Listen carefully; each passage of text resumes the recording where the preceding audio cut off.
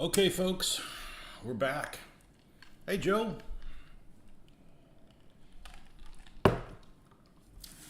Working on a couple of Panzer 4Ds. I don't know that I'm going to be able to finish them completely tonight because I do have to spray them.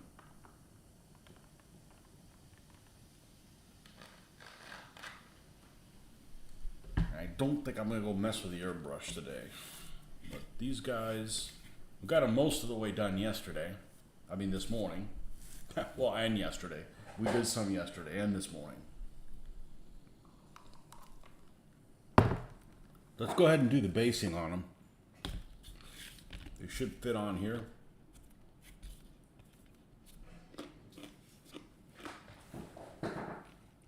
Kind of a minimalist basing.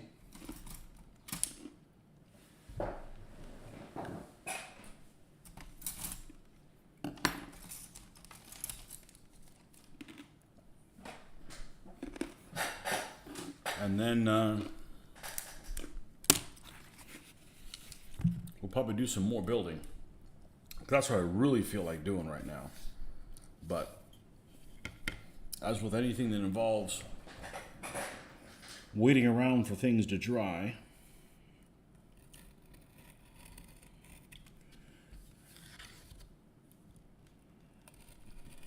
you gotta do multiple things so that, wow, that came out really nice. Like, you can really notice where it is.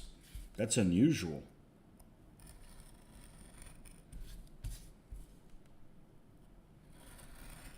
Let's scoop this out and see if this takes us where we need to be.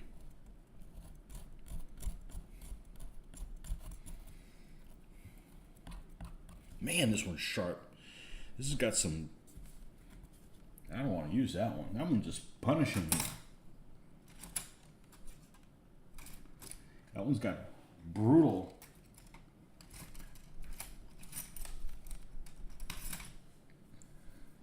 Yeah. This one's fine. And they all came out of the same set for whatever reason. That one has like these cuts in there that like punish you. Like, what did I do wrong? Let's take out a little bit more just to be safe on the inside. It's not really noticeable there.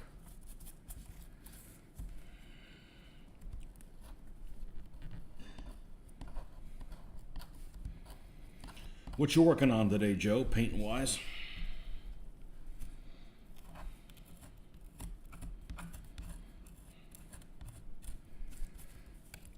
Got a lot of house project stuff today. I don't like doing things in one-to-one scale. It's a lot of work. Okay, that fits on there pretty well.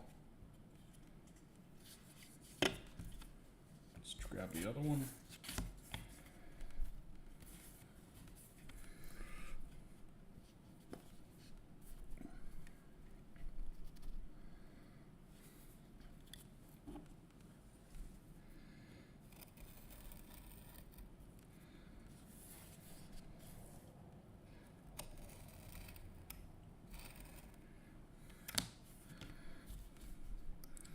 Yeah, I'm over here working on stuff in some cool weather.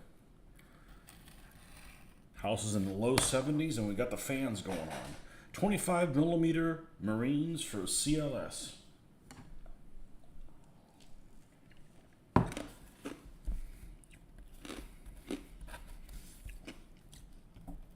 Column, line, and square.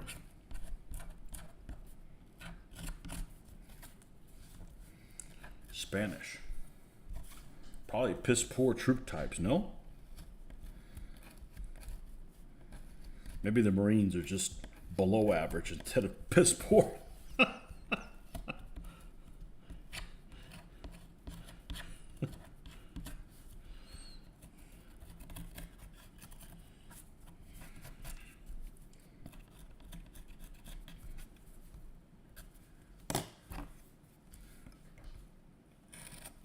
That's right, you're going to Historicon next week.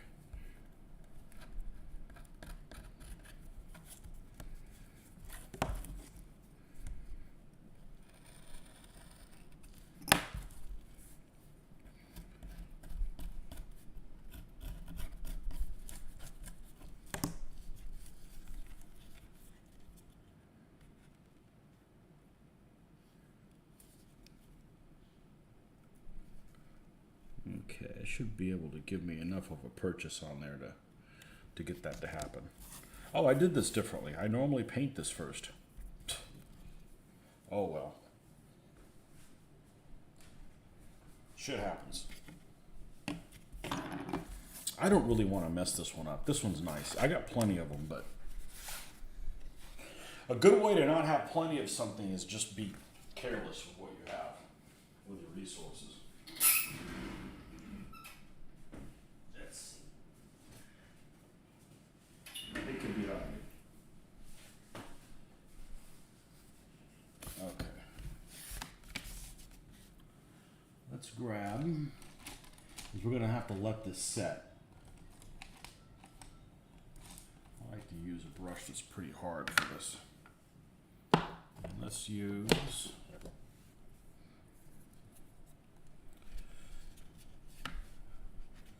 we are stopped in Marietta, Georgia. Oh, you're already on the road. Okay then. Now you don't have to worry about taking off for work. You already have.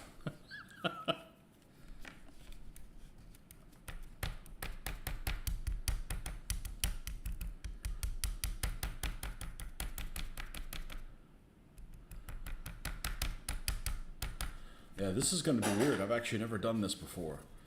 I got ahead of myself. I'm supposed to do this and cut this stuff out first. That's not a big deal. It's just we're going to have paint in areas that we don't normally have.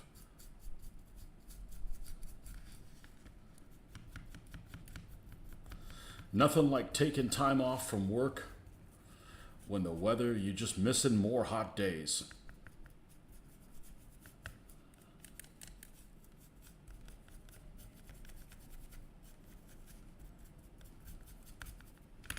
You're just missing out some miserable days to be at work in. If you do a fair amount of outside work, which I know you do. I think you do even more than I do.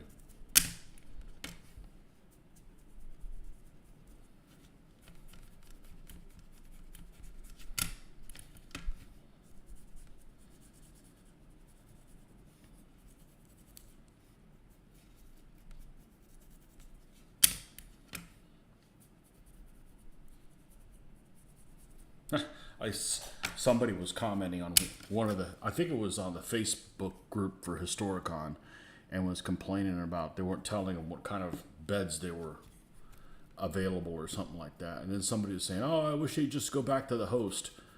I'm like, if Historicon permanently moved back to the host, I'd never go again. I'm not going to the host again. That is a shit show.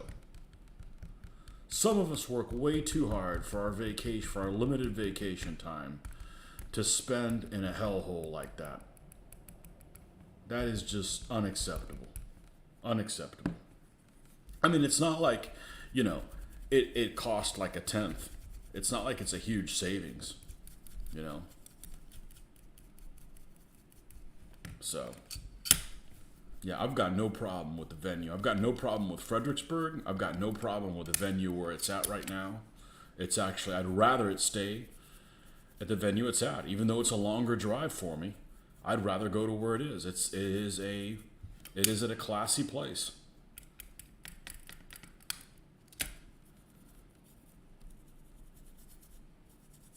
I'm not driving 15 hours to be at a shit show.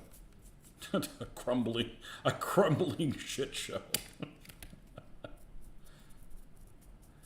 That was just beyond embarrassing when we went on. And what was it, 2019? 2018. 2018 was the last time they had it there for Historicon. And to make matters worse, I don't mind that it's a trek to the vendor hall. That doesn't bother me. I don't mind walking. The problem is you have a limited amount of time between events. Not go back to Stalingrad. That's right. Well, they didn't issue me a Pepe Shah, so I'm not really interested in going.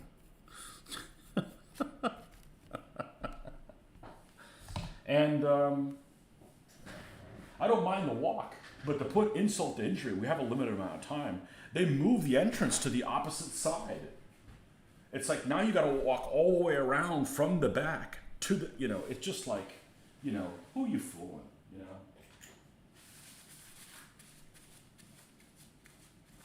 So those people that are like, oh, I can't go to Fredericksburg.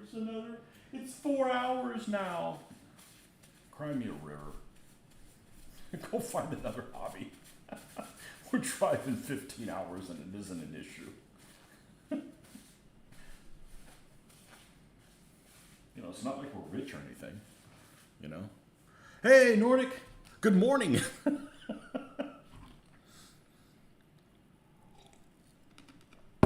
What am I up to? I'm basing the Panzer IVs. Or, you know, at least starting the process of the Panzer IVs. We got them just about done. This is going to have to sit and dry for a little bit. We got them just about done. We got some details we got to do. They look pretty good. Is the color accurate on the screen? We got some stuff where you see some staining that's happening here, but that's just from the decal. When you spray coat it, that all disappears. The first time I did it, I'm like, oh, this is not going to turn out well. And then after you do it a couple times, like, I got nothing to worry about. It's not morning. Well, it's morning for you. You just woke up. Hopefully you got some sleep today.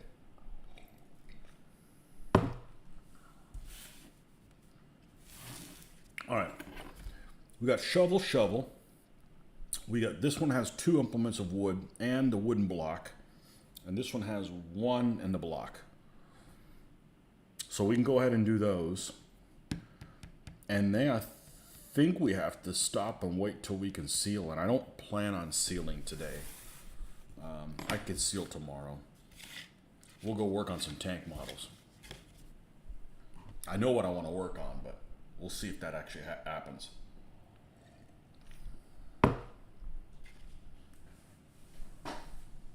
I talked about it the other day. I think I talked about it on Friday. Storms. We got a little bit of a rain day, but I went out to lunch with the daughter, and I didn't really want to. It just got to the point where I don't like going out to eat. I remember how things were, and things just aren't how they used to be.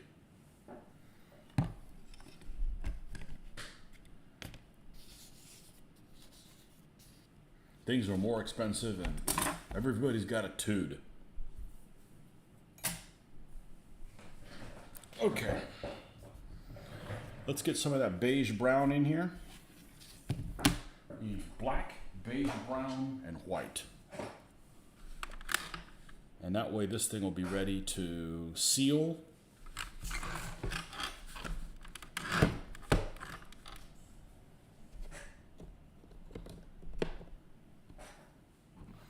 I'd seal it, but I don't want to leave you guys hanging.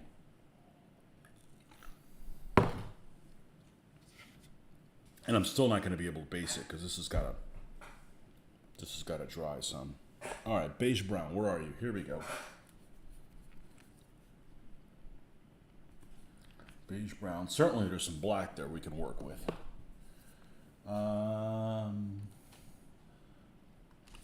Thin brush.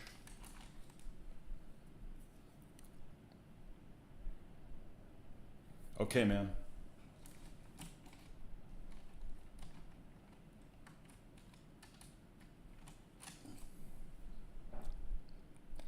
I love this not having to get anything done by a certain amount of time. It's not like I'm not doing anything. I just don't want to be rushed. That should work just fine. Is the white alive here? Alive enough? Yes, it is alive enough. We just need a drop of the magic drippings, also known as Flow Aid, wherever I moved it to. I cleaned this whole area. This whole area this will be the time to do a freaking tour. This room is very picked up. All right. Where's black that's alive? Here's some.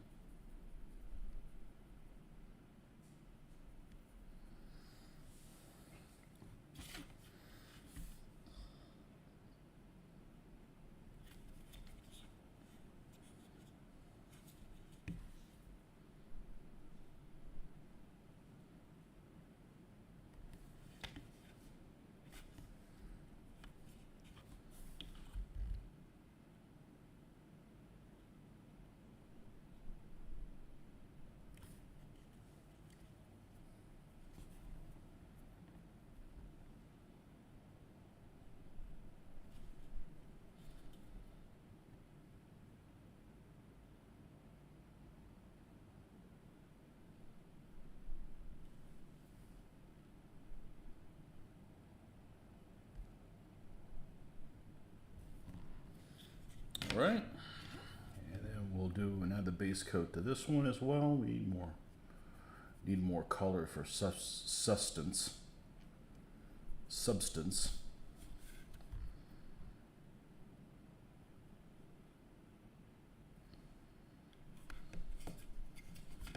And this one has the handle of this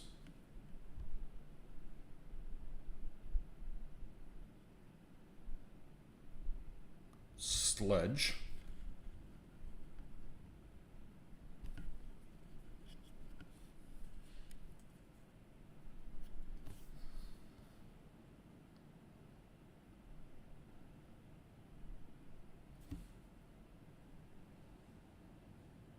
So I never knew what this little block was.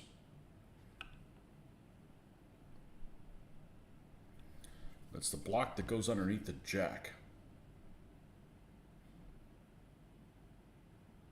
And just about every armored fighting vehicle in the Wehrmacht has one of these. Whether it's an armored car, I don't know if I've seen one on a half track. Now you mention, I'm sure they have it somewhere. Every Panzer has it. Every Panzer has it.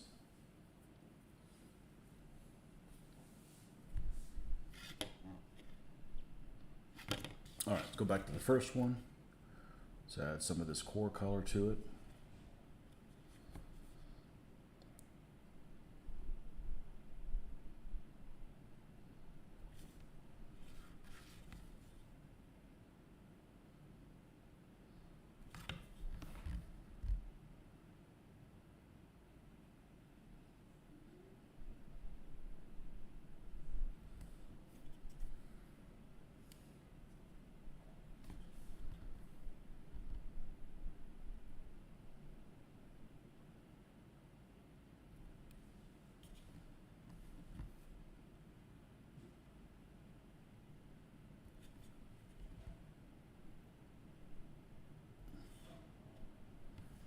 I'm gonna go ahead and do the wood on this.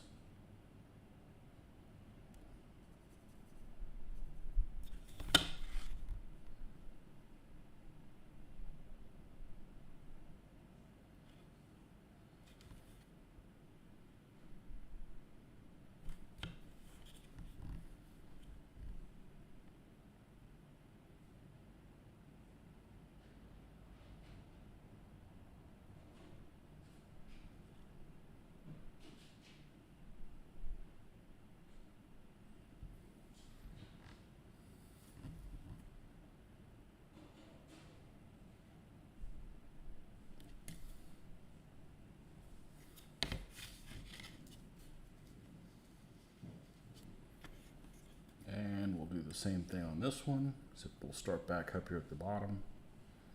Should be some of this core color here.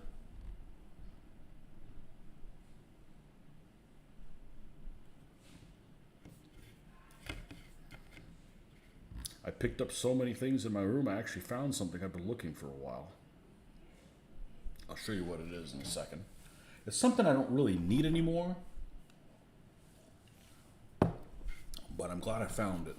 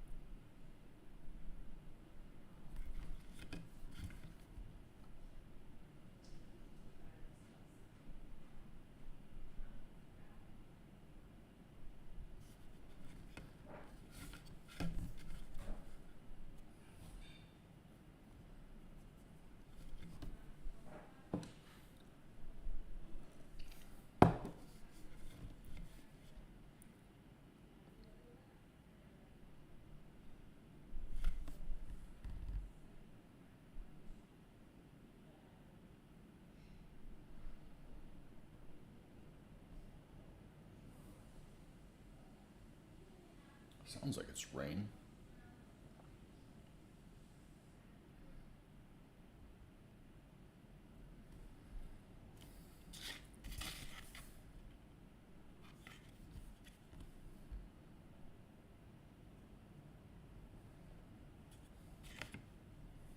Mr. Barnes, welcome back. Good evening. It's not a terrible time. Usually you join us and it's like, how in the heck are you still awake?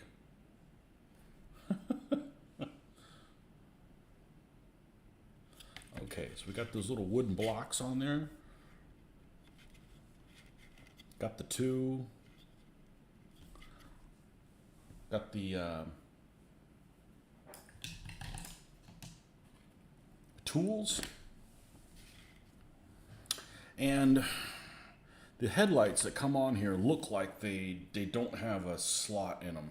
So I have a feeling I'm going to have to paint them like they do have a slot, because I just don't see a Panzer IV with a big old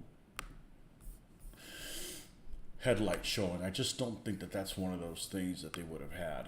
So let me take a look at Panzer 4D and see if that's correct.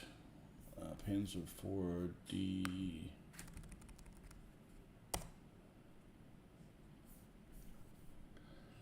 I'm pretty sure they had like an armored cover.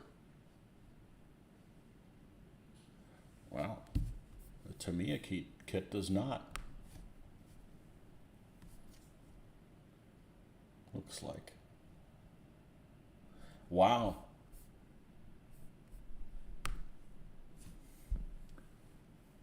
Does on the F. But the D does not. How very strange. Okay. Works for me. You're a first class napper. Let's do a couple things. Let's take this piece of sprue. Find our X-Acto knife.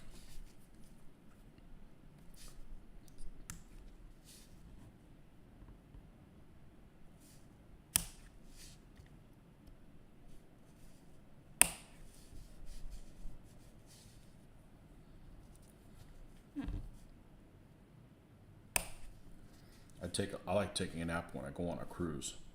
And then you get every cruise day is 2 days. I don't know, never really thought about it. Just kind of tried it once and I'm like, ooh, I like this. Let's see if we can put this somewhere I'm not going to get punished. There we go. And the little tweezers.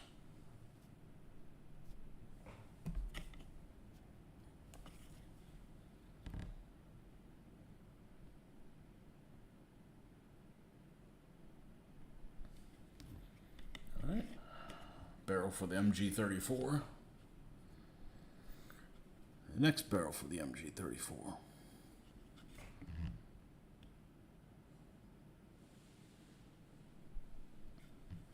Okay, that's done. I've been wanting to do that for a very long time.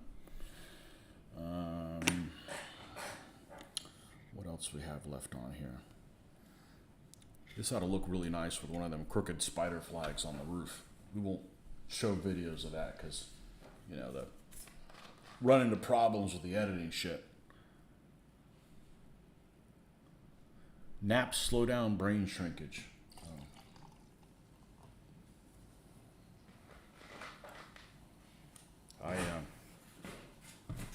I don't get enough sleep, but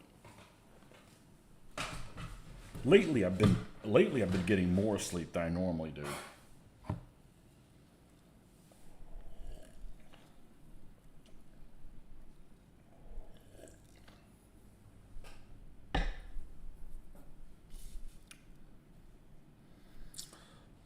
So Nordic, if you're gonna do a series of all the vehicles that you do, I mean all the ships you do are ones that have been sunk. You got a whole lot of Japanese ships to do.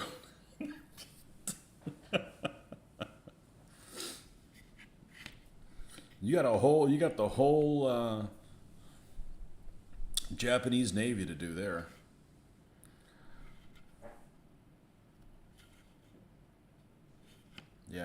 Well, I guess I gotta do the headlights.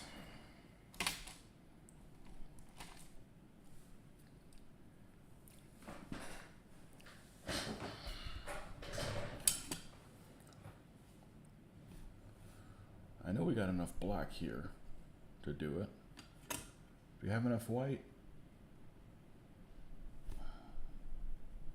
Let's just put a fresh batch. We're gonna have, these colors are gonna be all.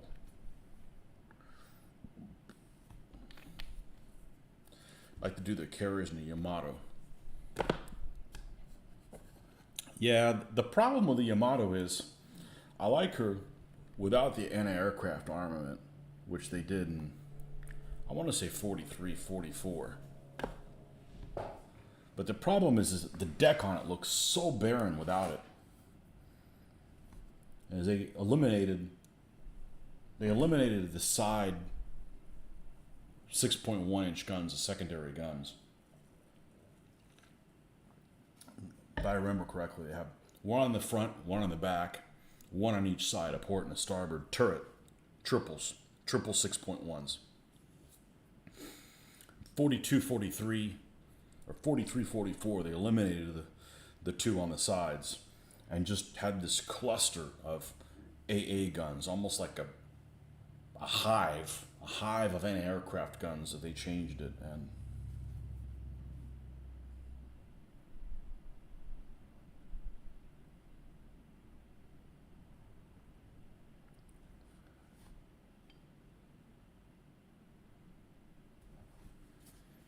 it actually looks pretty cool with the hive, but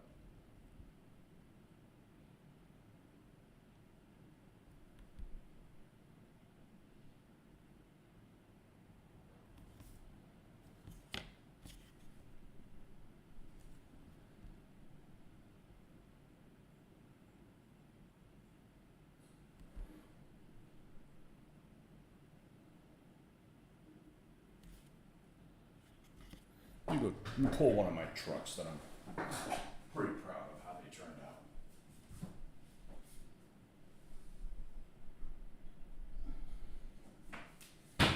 Opel Blitzen.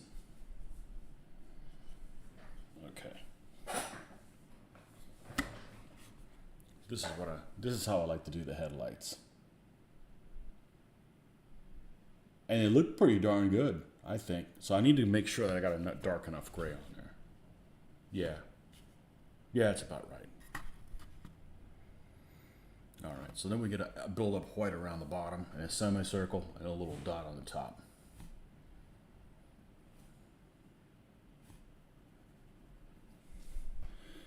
Definitely interesting to look at the ships at the start of the war. If they survive the end of the war, you can see the nature of naval war change just from their armaments. Yeah. Yeah, there's a lot of ships that I like of the Second World War.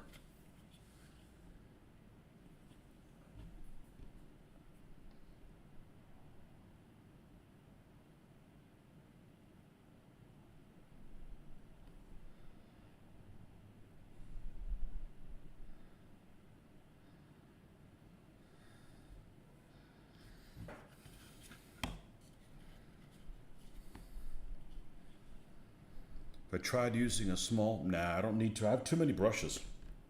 I gotta get through all these. Maybe if I bought one. I just got too many standard brushes. It seems wasteful.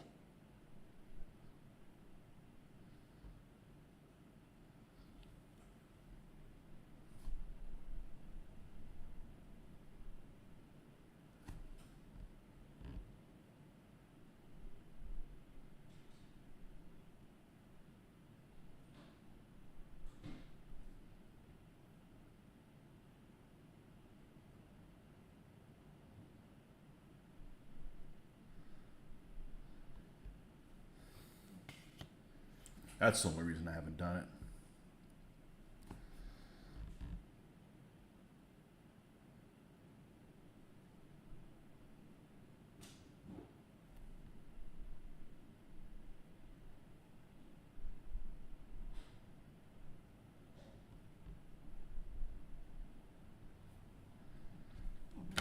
go any?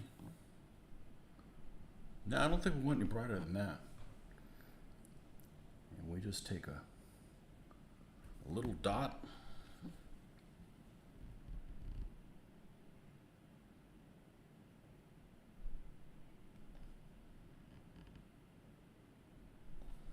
Put it at the top middle.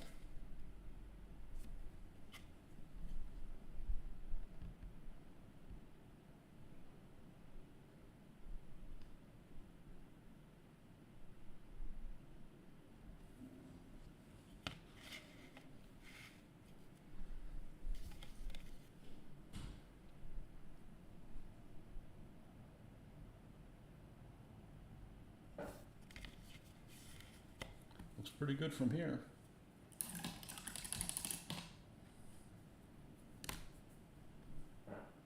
All right, what do we got left? We've got to do on this thing before we seal this joker. Got the antenna. That it? That may be it. The commander. I don't feel like painting a figure today. I don't feel like painting a figure. It's too late today to start painting figures.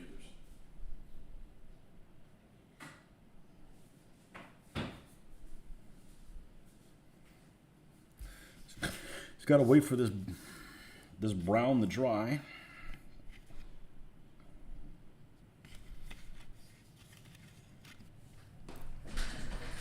I'll seal that tomorrow when I come back from work. I'll probably dry brush the other colors on here, and then seal it and put them together tomorrow night. I'll give you guys something to look forward to.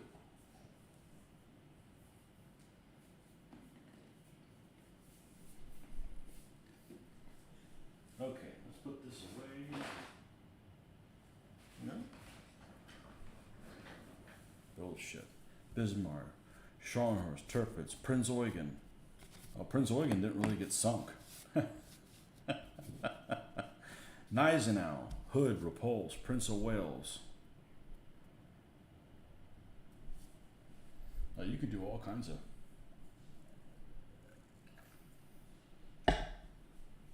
Barham, Battleship Barham, taking that torpedo, rolling over, splitting in two. Whoops. Okay, we're going to move those Panzer IVs out of the into the waiting room. You know what? I'm actually going to, let's go ahead and put all this stuff together, since it all goes together. I'm going to set these guys off to the side. Well, my couch was clean. Now it's not again. Typical. Let's go work on something I was talking about the other day.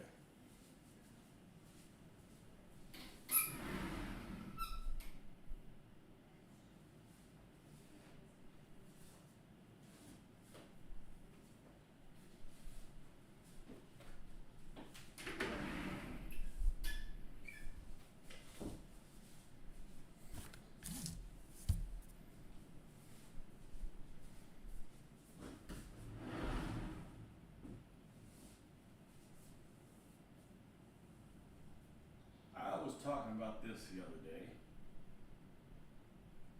and actually haven't done an unboxing video on this, but I have two kits.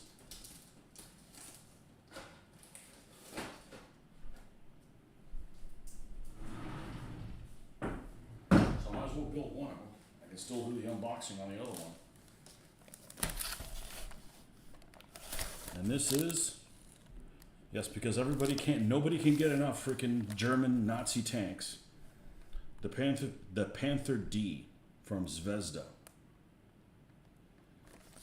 And we're gonna build one of these. One of them is the armor dark yellow one, and the other one's the gray one. I feel like doing the gray one. So we'll still have this one to unbox. Armor dark yellow. That's what we used to call it.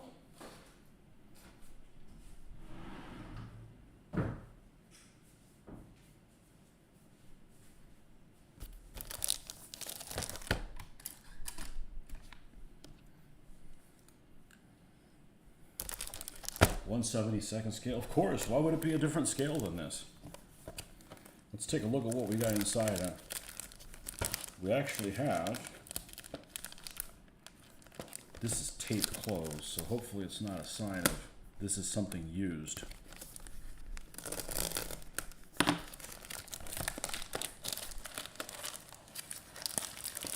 Which I don't care that much as long as it's all the pieces are there.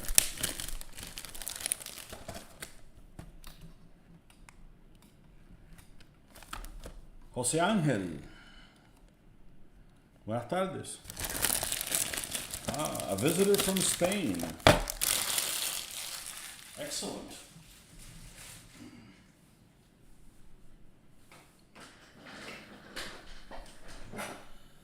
Taunting you. Yes, I am. I know you're on here, so.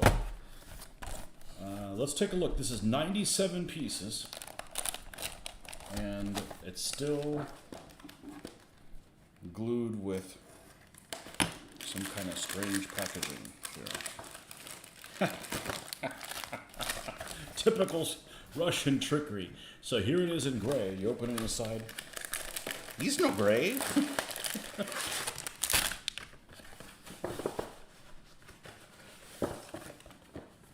Ah, yes, rubber band tracks. No problem.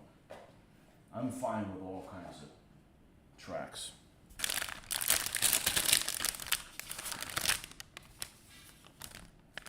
And you get two vehicles, 434 or 445. So I was talking about, there's a guy named Mark, and when we actually end up finishing these, I can't think of what his last name is, but I wanted to look at the paint schemes of kind of doing a deep dive into these Panther Ds at Kursk, and he did an excellent analysis. Excellent. I mean, it's superb that. Yeah, here's the instructions on the deep dive of these vehicles, and talked about all the turret numbers and stuff like that. So he literally he did a lot of really interesting stuff. Oh, we haven't put one of these before together. One of their tanks. They switched the packaging. I bet you the other one's in gray. You never know. You never know with Russian collusion.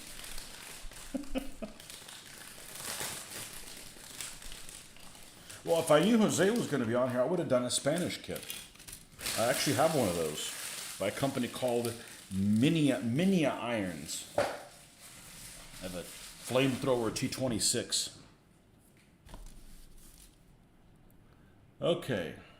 Ooh, this is uber glossy. No, we're not washing this. I don't do. Oh, I don't like this. I don't like this. This is hard. Well, we'll just be careful. It can't be worse than those King Tigers. Those were horrendous. Those were horrendous. All right. We got a fresh one of these. Let's get some fresh.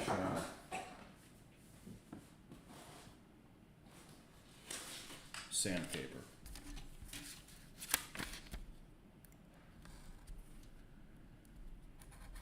Won't need a very big piece.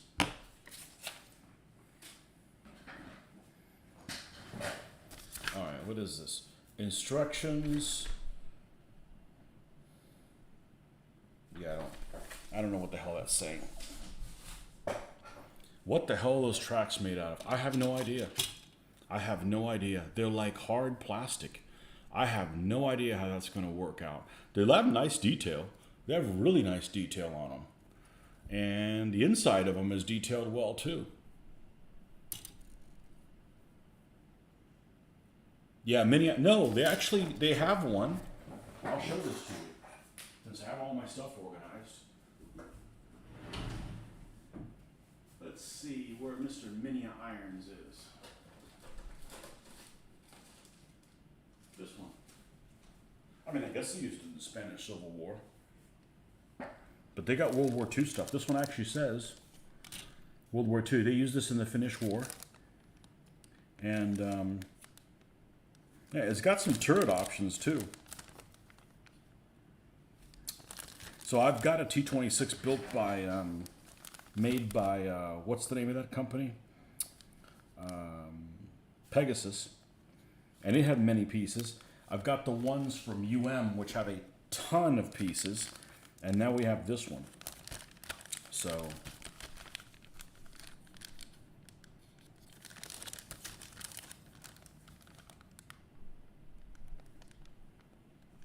yeah.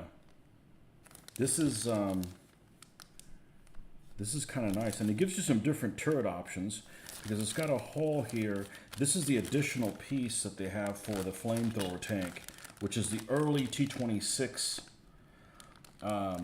slab-sided turret with the flamethrower. And or you could just say, oh well, I can build this as a regular T-26, which I don't really need one. I already have two, and yeah. Anyhow, I would have voted for the Soviet mobile barbecue tank. All right, we'll do the Soviet mobile barbecue tank first. I'm easy. This will take no time. And we'll come back to this. Done. Mini irons.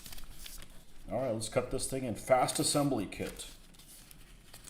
Sin instrucciones. No instrucciones necessary.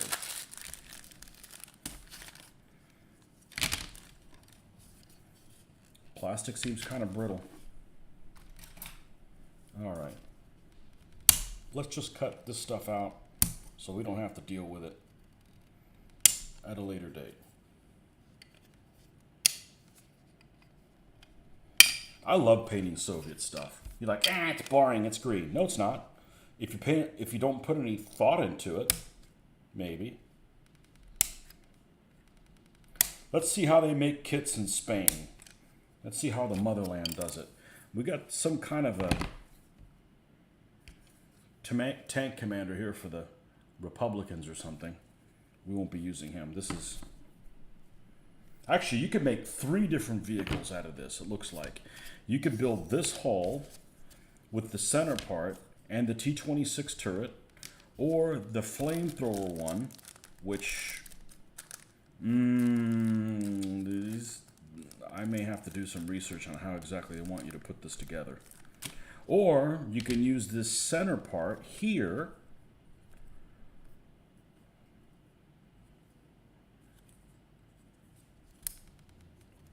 and put the 2 double ones. This is interesting. This is really interesting.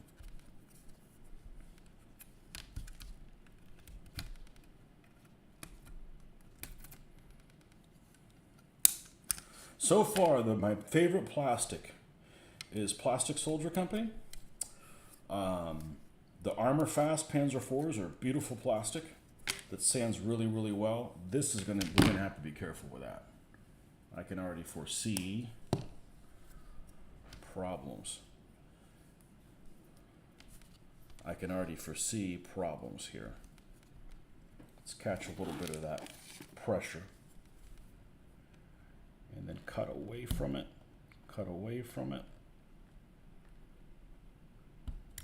Okay. I mean, yes, the Russian things are built like shit, but, we'd like to have it undamaged before it's, it sees combat. Okay. That piece is loose. Just something to cover the pressure. We have a hatch here. It's way up off the ground. Let's put something underneath it to...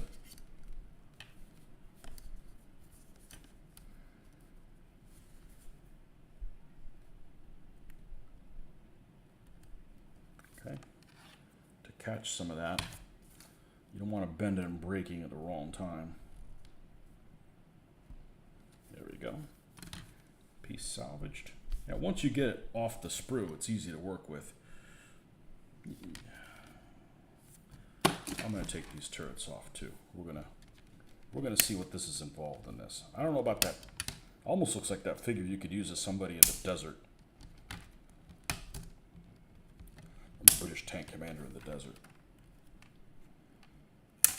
These guys make a ton of Spanish Civil War stuff and a lot of things that can carry over into other periods. All right, so we've got the hull, the two sides. You know, the track is probably an accurate thickness, honestly. All right.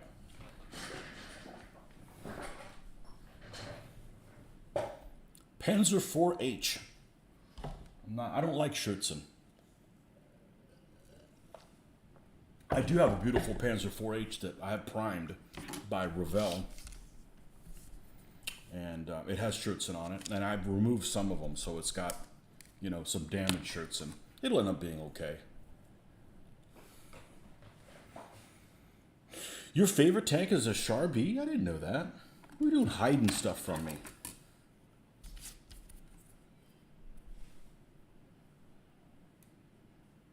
I like so many tanks. How about your least favorite tank? What is your least favorite? And I mean, you know, we're talking, obviously we're talking aesthetically. We're not talking about effectiveness. What's your least favorite tank? Well, that was pretty easy. You give it a little bit of a...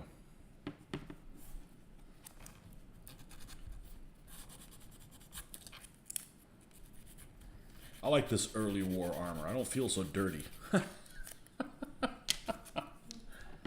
just felt really strange working on a King Tiger and a Yag Tiger. Really, really weird. Like I was doing something wrong.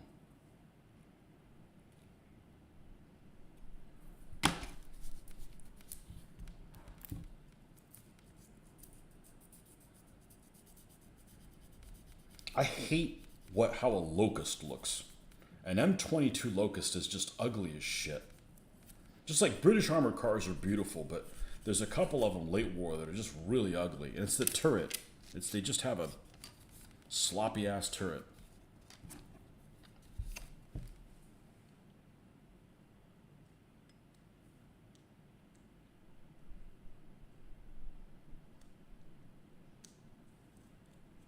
Just get it close and have this take it the rest of the way.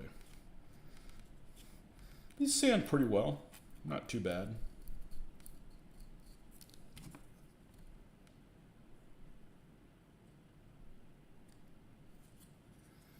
Yeah, Jose Angel, I believe you do only 1/72nd scale stuff. The one true scale. You're just probably my age, and this was the scale way back when. There was no question about it.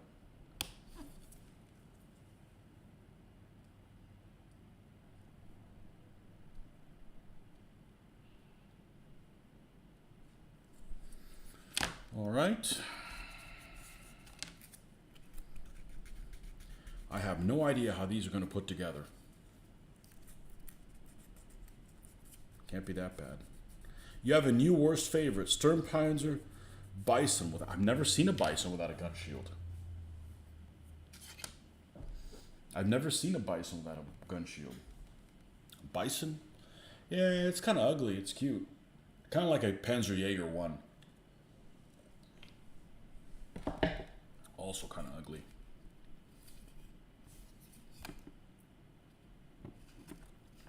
No, the ugliest World War II vehicle for me is... we better be careful with this. We don't want to look like it's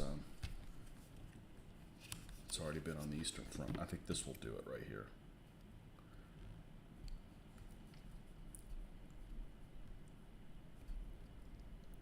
This method seems to be working pretty well.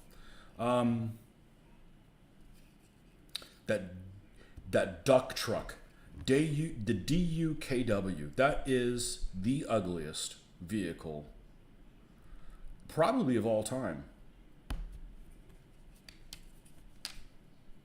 That is an ugly, ugly, ugly, ugly, ugly vehicle. Ugly. I don't care how good they were. Ugly. Makes a Matilda 1 look sexy. Yeah.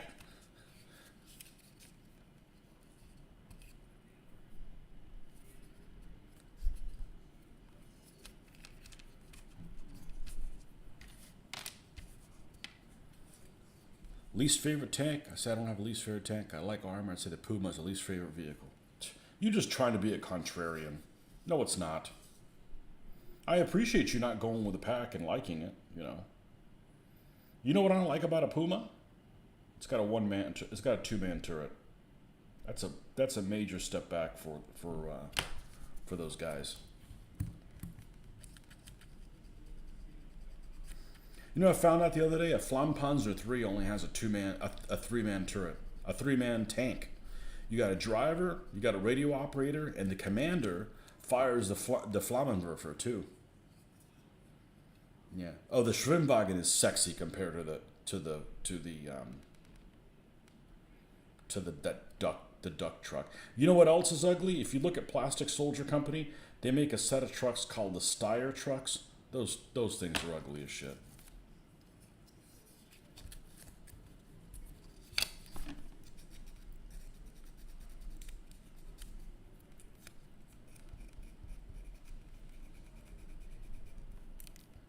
Yeah, that duck truck is just ugly, ugly, ugly, ugly, ugly.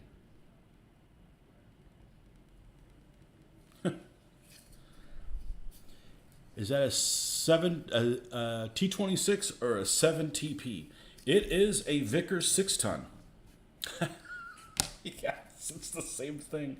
It's supposed to be a T26 flamethrower, but it comes with multiple versions. Looks like it's got the turrets to do the early one as well. I may do it in a way that I can convert it and do all three. Say it isn't so, yeah? I might just do that. You know, I meant to do it as a flamethrower tank, but I got 2 more flamethrower tanks also, Soviet ones. I don't have any of these little double machine gun things, which the machine gun's about to break, which I'll just replace with wire or something. Brass wire. Soviet SMK. It is a nice looking tank. All one of them, right? They only made one?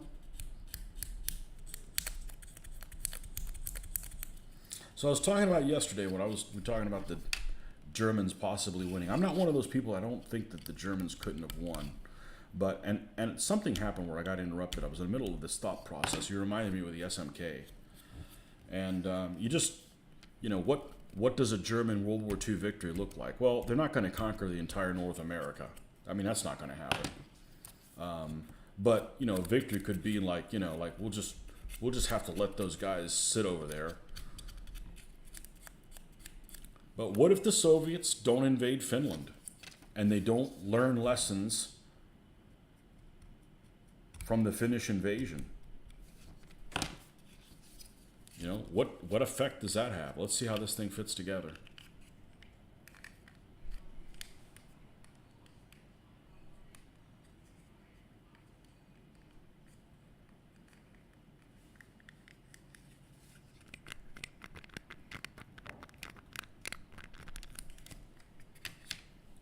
Puma's a bit cliched now. You prefer the 231-1. I got 2 of them coming. I got 2 231-1s. One Puma, one 234-3, and one 234-4. And no, it's not the Airfix one. That is a nightmare. I don't know. These Spanish need to work on their fittings. I'm sure it'll end up being just fine, but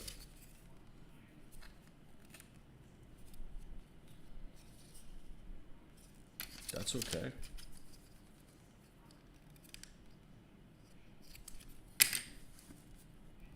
Seems like every time I go on YouTube, you're live. Do I sleep?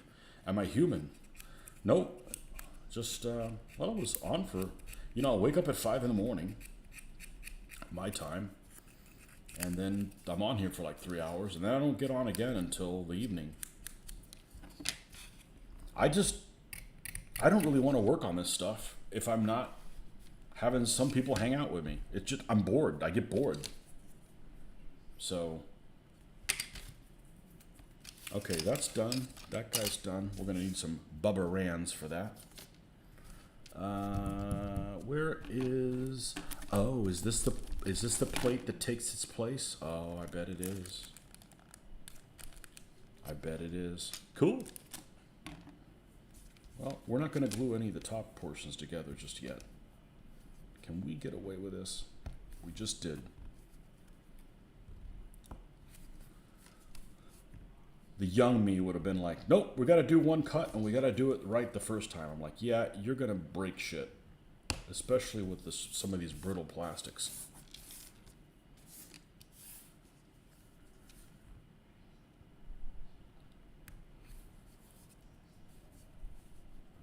Nice hatch, got some detail on it.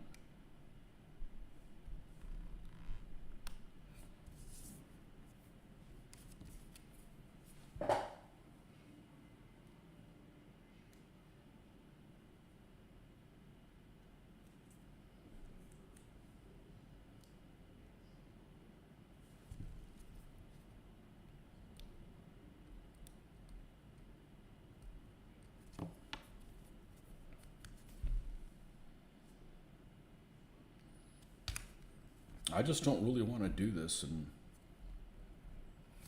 I get bored. I really do get bored.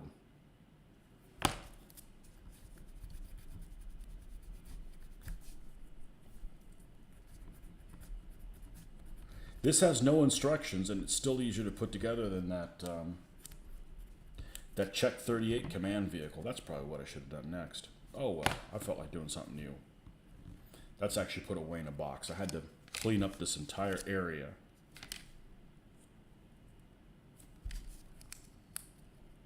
Okay, so this looks like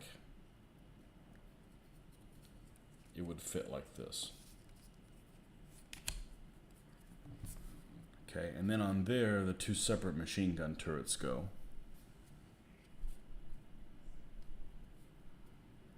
Okay, so that goes with those.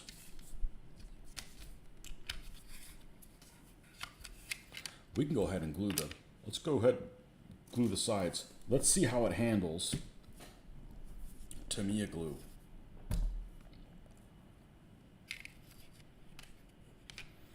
Here in Spain, it's midnight. Well, it's about time for dinner there, isn't it? You guys eat way too late for me. That's why my ancestors left the old country. We couldn't handle how late you guys ate.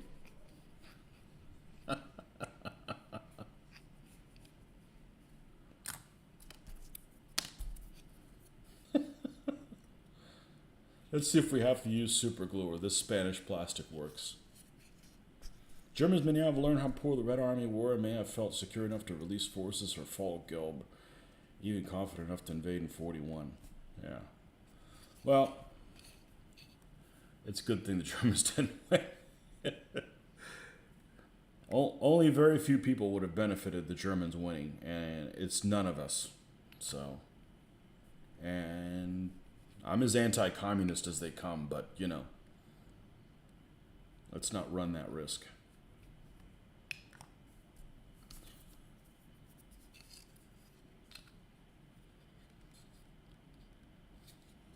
Okay.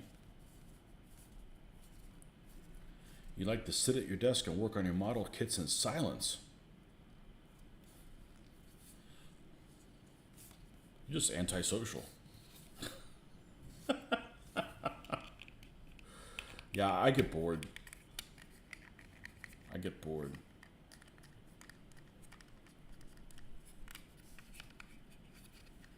Yeah, but you're not that kind of German, Nordic. I hope not.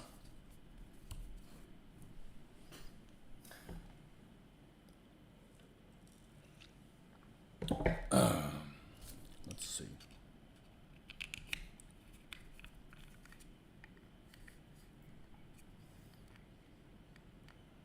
I think this is a job for, oh man, I cleaned all these little things out of the way. Son of a biscuit eater.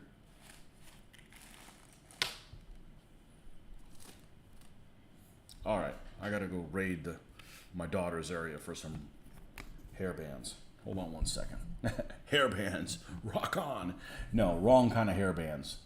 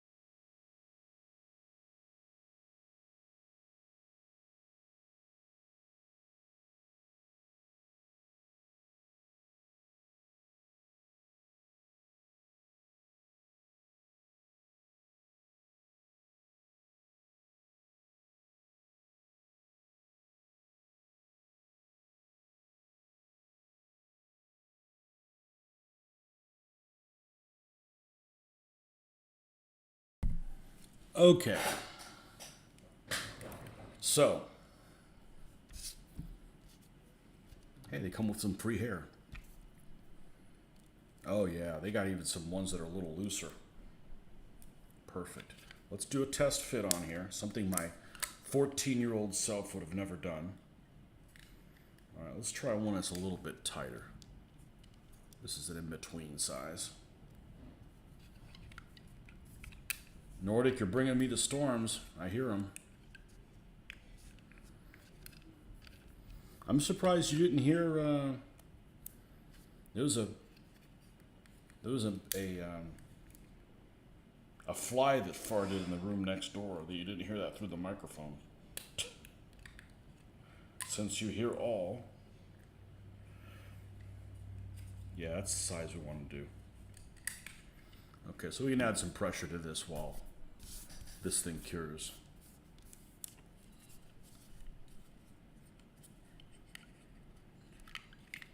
All right, let's take this off. And all versions of this are going to have this in the same place. So we can safely go ahead and glue that on.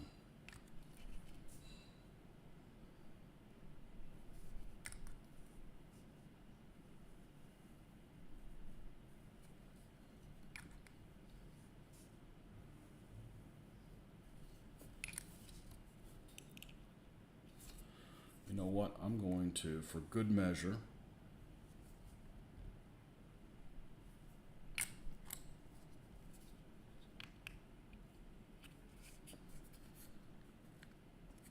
attach that like so. Actually,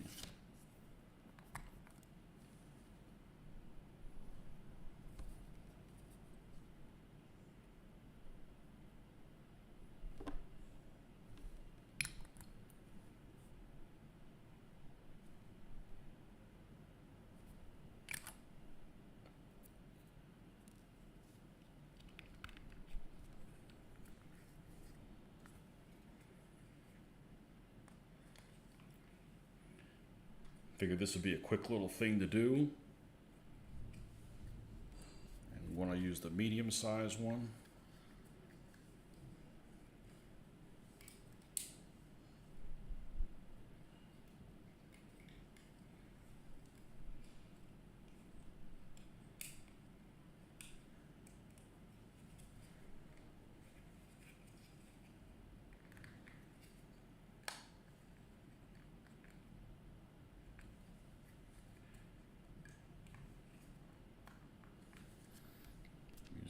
Those.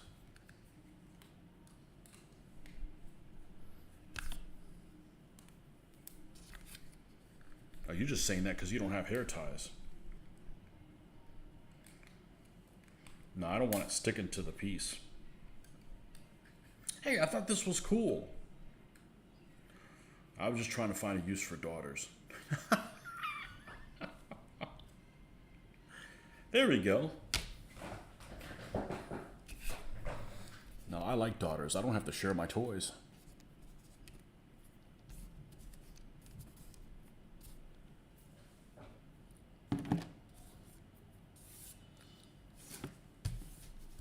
Okay. All right, so that's done. So we'll have this part that goes with the two turrets for the 1941 version, the 1931 version. That may or may not be something I can even do. Does it fit in there okay?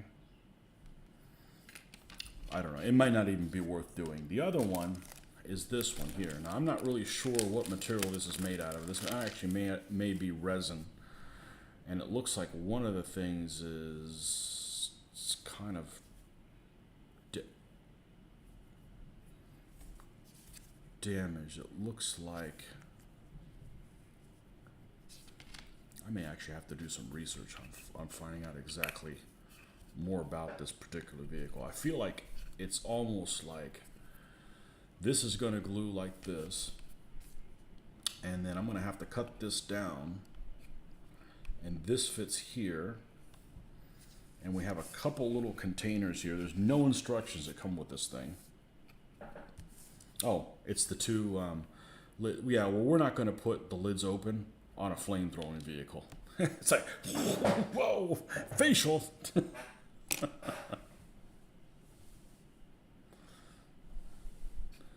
To me, I have great masking tape they sell. I don't have it here. Hold on, let's wait till I get it on Amazon.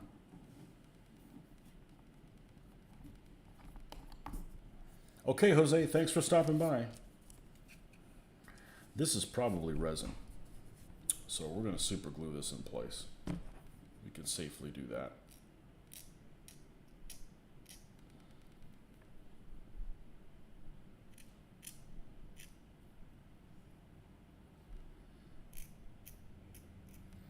Okay, Jose. Nos vemos en la siguiente.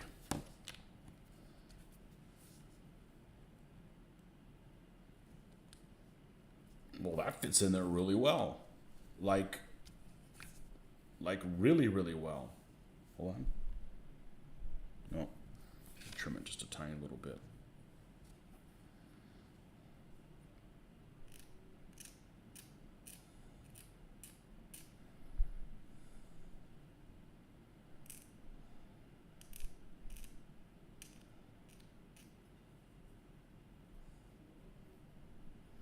It's got little tools and stuff. May not be perfectly molded, but I'm sure we'll be able to make them look nice. Let's see how this little guy fits in here.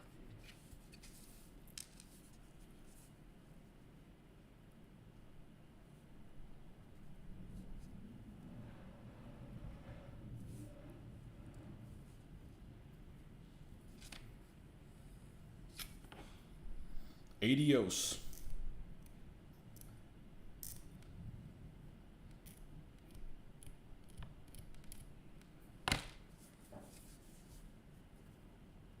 Nice to be able to work on something like this early. There we go.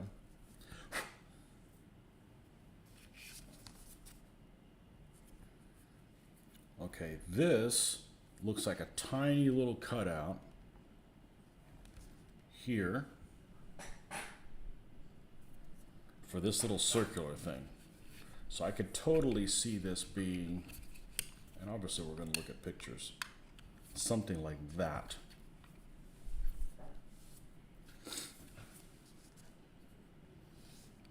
And then this would just need to be made bigger to fit on here. I don't think I'm going to change that.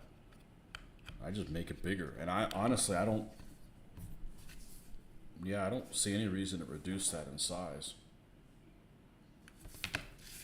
Let's see if we could find a picture of of one of these guys, of one of these vehicles. Now the nice thing is I'm playing an actual scale, right? So the game that I play is what you see is what you get. So if you have a flamethrower tank like this, I think they shot like 40 meters, 40 to 50 meters. That's 25 inches away in real size. Yeah, this thing will be able to get within 25 inches of somebody and flame them. Because, you know, you want to see, even though flamethrowers are horrible weapons, if you're going to put them on the battlefield, you want to see them cooking some people, you know? Sorry, it's the truth. OT-130 Soviet tank.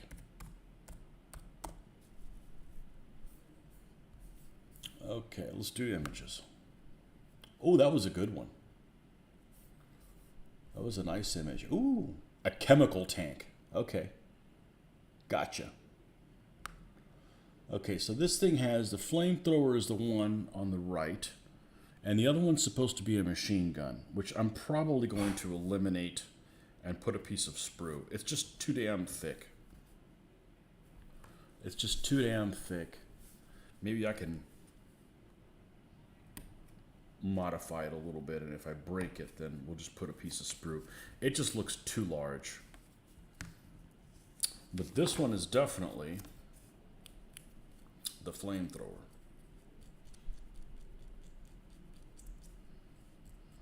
I don't think this is resin.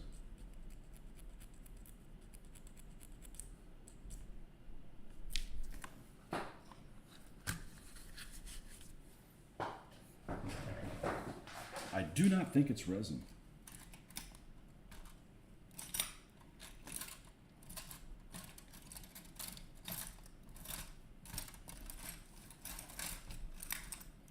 Here we go.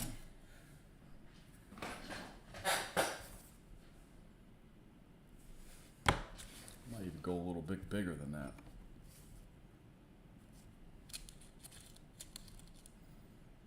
Let's start off with a small hole. This could be very, very brittle. Let's find a center spot.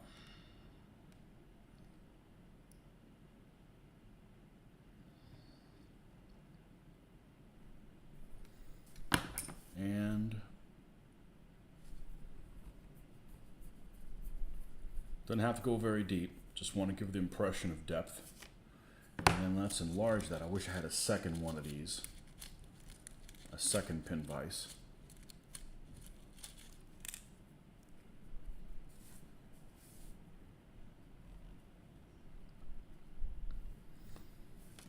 Shit, I may not even have to install it in something.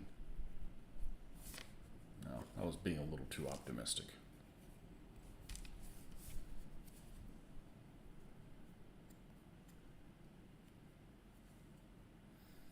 Don't need to go very deep at all. We don't want this breaking. Then I got to make something out of tube. This isn't cutting into it at all. A couple of these drill bits are just not very good. Let's go with this one.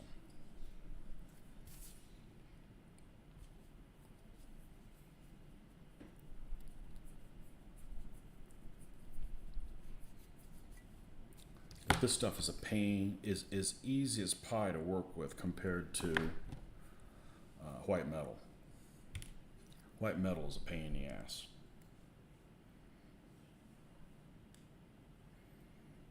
And I worked many years drilling things out of white metal, and it is a royal pain in the ass. Here we go.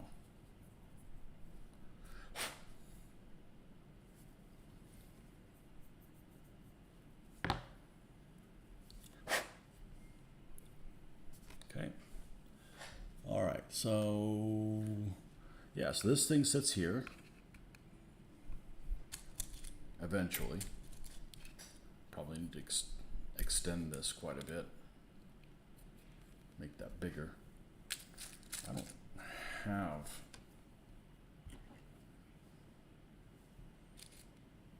I don't know, that one's pretty big. Will it fit in here? Let's see. Oh yeah.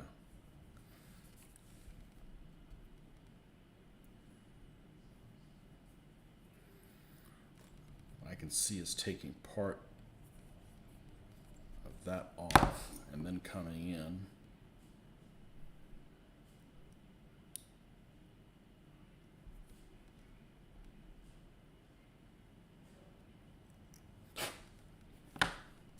I don't really want to make this deeper. It just needs to be wide enough to fit on there. Yeah, so what I'm going to do is I'm going to go actually take this down. Let's pull this off since it's not really, well, yeah, it's not really secured anyway.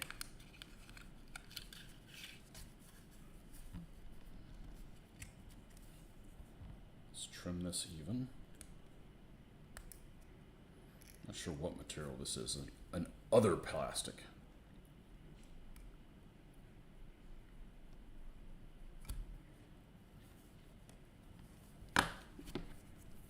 This is probably safer to do it this way.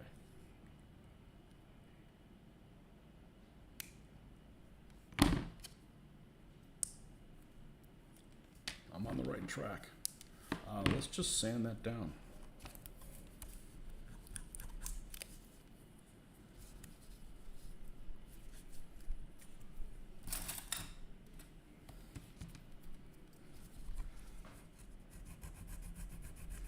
I don't want to drill this thing out and then end up compromising the turret.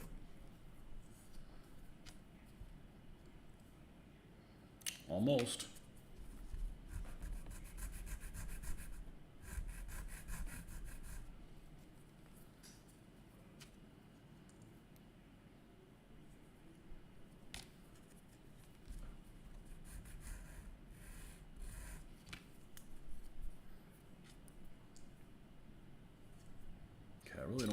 smaller than that.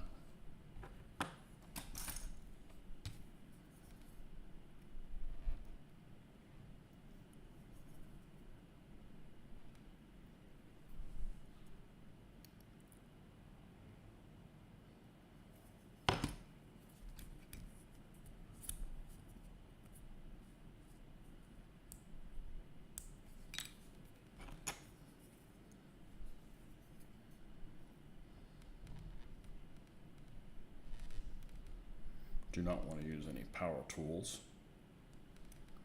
nor go in the garage and dig shit out.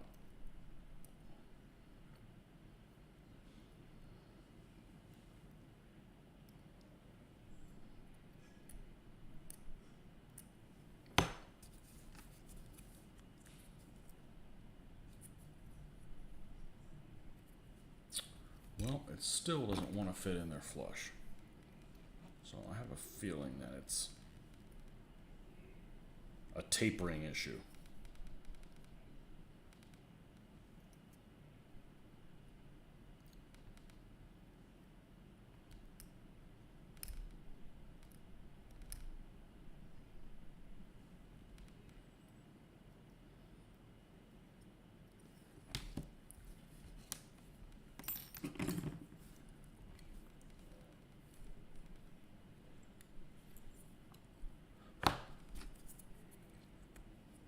There we go.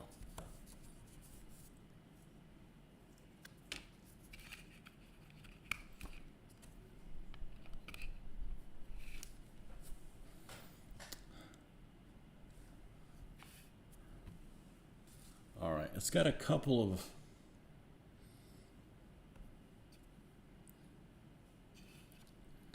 no, it doesn't. Those were the hatches. Yeah, I think this is it right here. So the question is, do I really want to make this removable and use it as a standard turret tank, which I already have 2 of?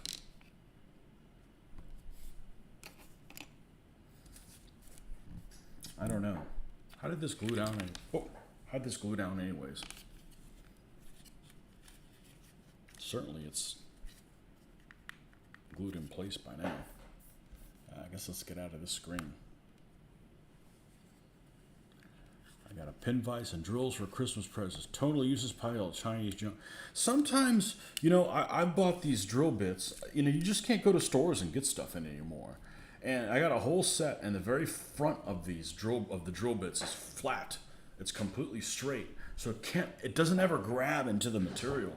So yeah, useless piece of Chinese junk if you get one of those. You know, I went to the hardware store twice this weekend, and I'm ready to just Amazon everything. I just don't like dealing with people at the store. They just don't know anything. They don't know anything. They have an attitude. It's like, you know, no wonder people are buying stuff online. They don't want to deal with you, you know?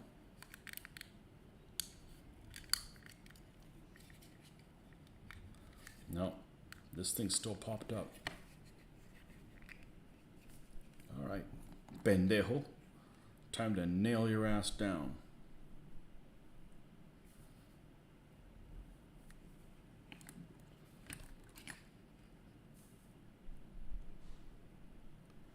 You know, and the Chinese can make stuff well if they want to. Some of the best kits I've ever put together are Chinese. I have trouble believing that I'm saying that, but it's true. But not always. Let's do something different. Let's take a super tight one. Let's put it in this way.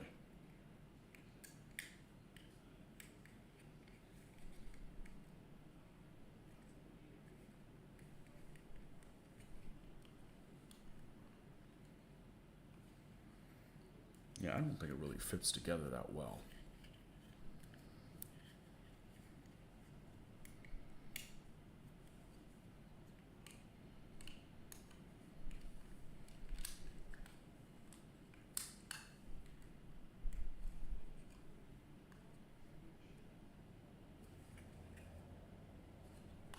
All right, let's try that. We're going to leave this thing overnight.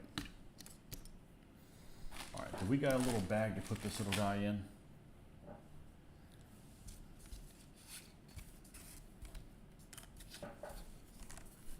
I might as well trim this stuff off.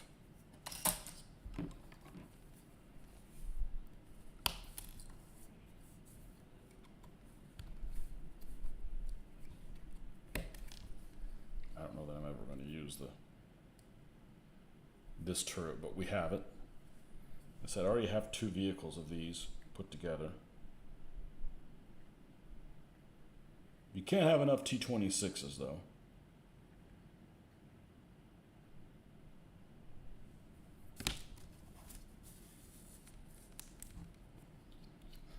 Yeah, the S model stuff is really, really nice. They have good decals, assuming you get them in the correct color, not orange ones and not yellow ones like you're supposed to. That was unfortunate. This thing's got a locator on here. But the S models, the trumpeter ones, are really nice.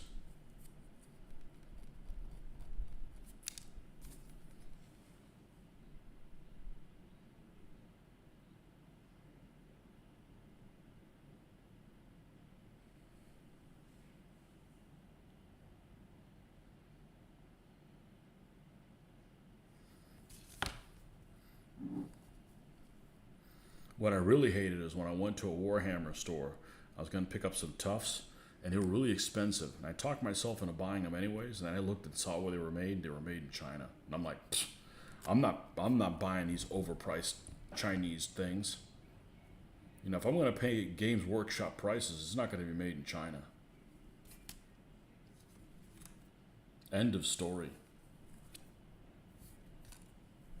Yeah, so this one should be able to fit in here just fine. It fits on there pretty loose. And then these guys,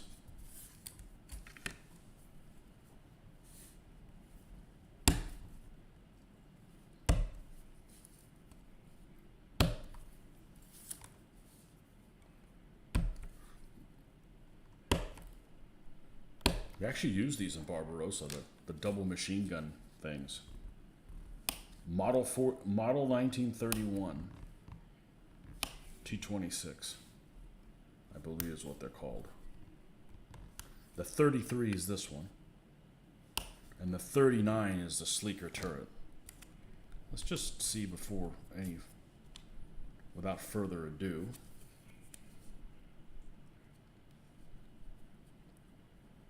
Wow, this looks like it doesn't fit on there tight at all, and it's really tight. I mean, like, satisfyingly tight. Don't go there.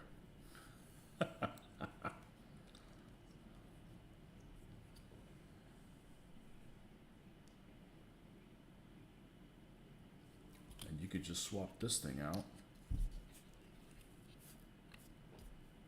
for that. That's interesting. Well, of course, we've got a Bubba Rand running through there. There we go.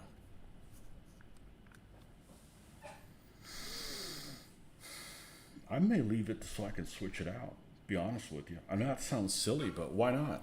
What do I got to lose? You know, otherwise I have all these parts I don't get to use. I got it for this one, but why not have all versions? This one actually, the double machine gun is actually kind of cool. Kind of a cool option for it. Kind of a cool option for it. Okay. Well, this was really inexpensive. Really inexpensive. It was like $6. So, 3 versions of a tank for $6. Not too bad. You know, we got to drill the machine gun out if we end up using this turret. You know, no big deal. Okay. So let's have an ongoing little container for these guys. I believe this is it right here. Yep.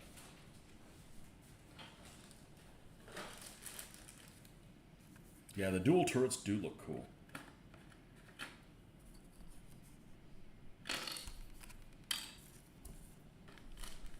Minia irons.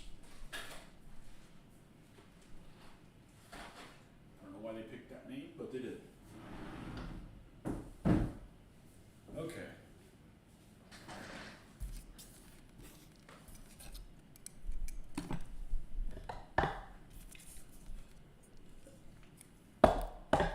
as we were.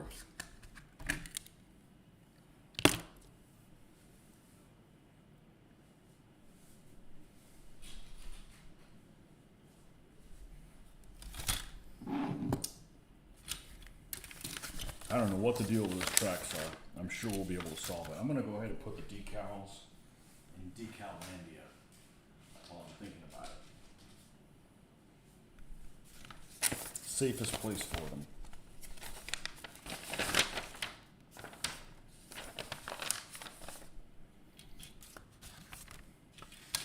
Alright, so they want me to take the hull first. So let's detach the hull, which is nearly detached.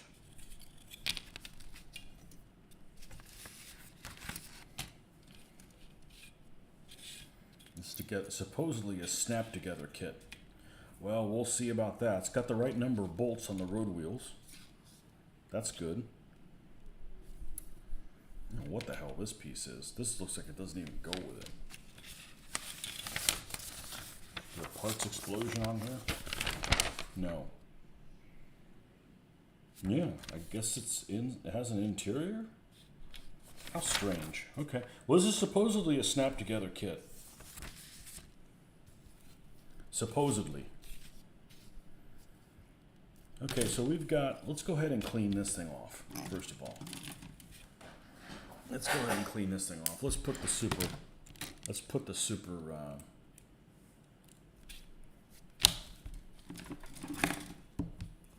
readers on. That's pretty much it.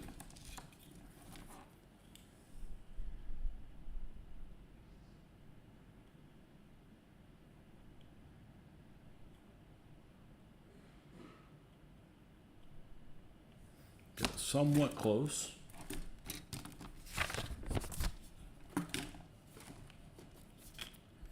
This is why I cut these pieces really small. You can get them in places where you need them to go.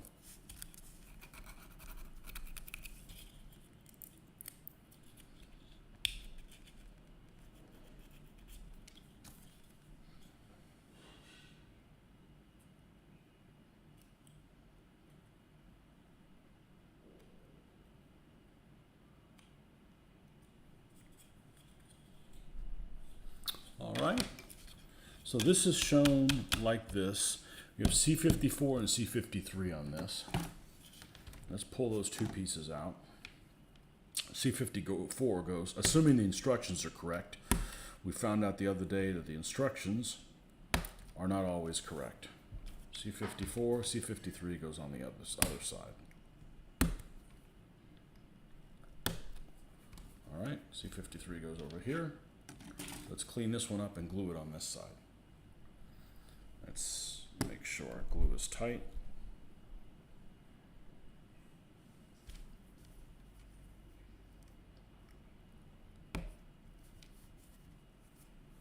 Oh, that's a silly place to put the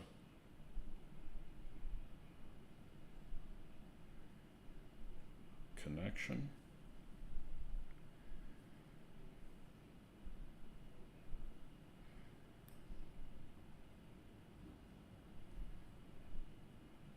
Okay, this one's going to go on this side.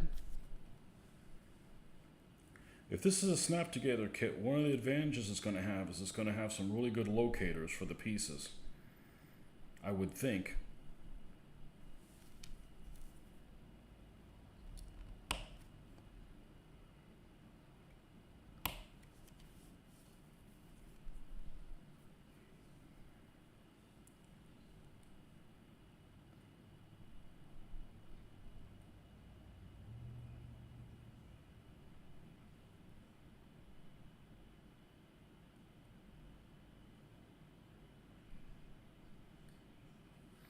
Okay, this one goes on this side. Let's see how this thing fits in here. It's supposed to be this way.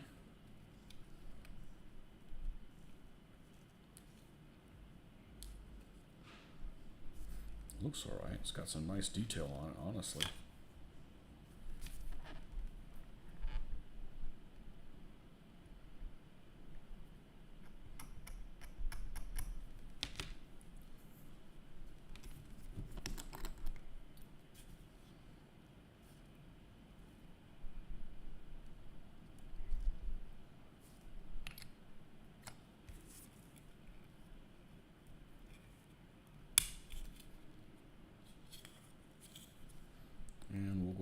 some glue to the back side of this just for good measure. All right, let's clean up the other side and glue it in.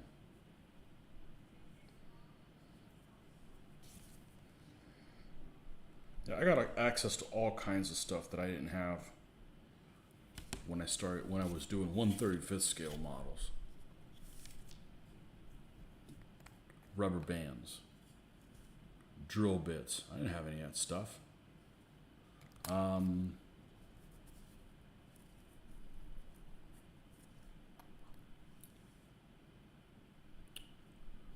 Pin vices, the snips for the plastic pieces, all kinds of rod that I can replace when things go sideways. I just didn't have any of that stuff. Okay, C17, two C17s are the next piece that comes up, all right? Oh, there's a smoke grenade launcher. Did they have good detail? No, that's a shame. Thick smoke grenade launchers on the side of a turret. I like the look of that. I mean, obviously it's got to go with the tank that it goes with. Otherwise, you can't just like start adding pieces that don't belong. But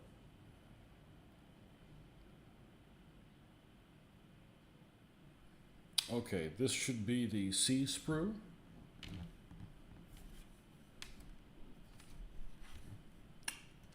There's the C. Is that part of their logo?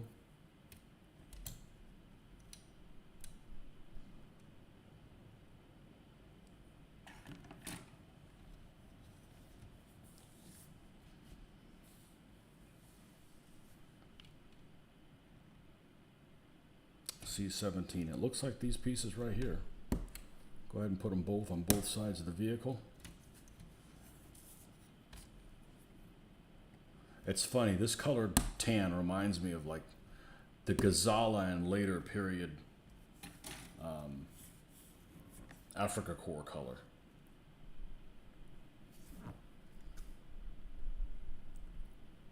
That dark sand brown that you would see like a Panzer 3L in.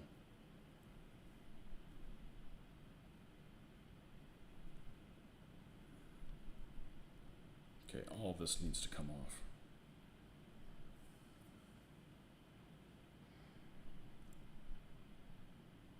Let's just wiggle it.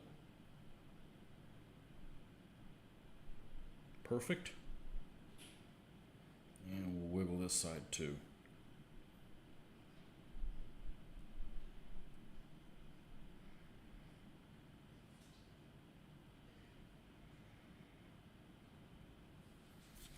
I'm going to go ahead and do both and we'll install both of them. You don't have a drill set for model building, or you just need a good one?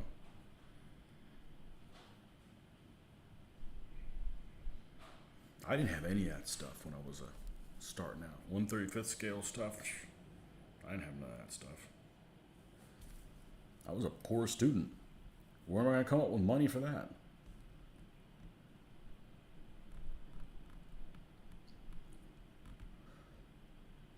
Just wiggle that so we don't take off that other piece underneath it. Perfect.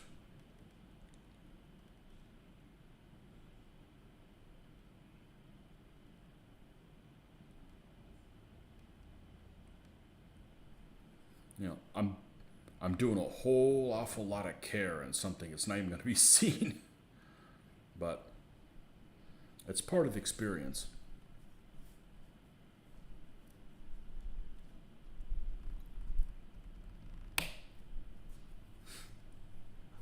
Need more drill bits? Yeah, I have a bunch, and I don't Amazon, but sometimes you can just order ones that are duds.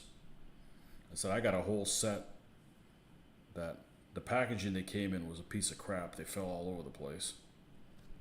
Not really reusable. And then a bunch of the ends were just flat. Like you couldn't even use them.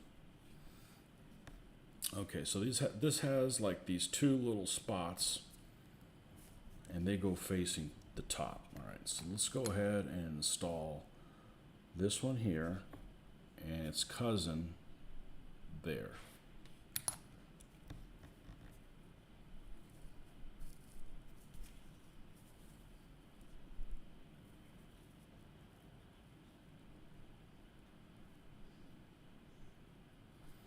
right?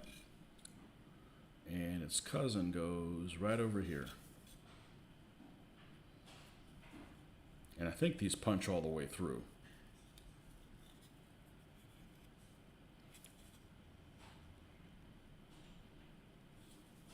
So I'm going to actually take a little bit there and seal it from the back side. All right, put this back how it was.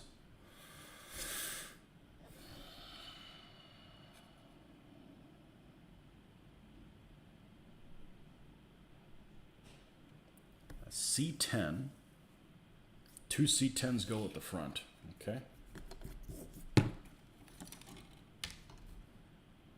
C10, these two guys.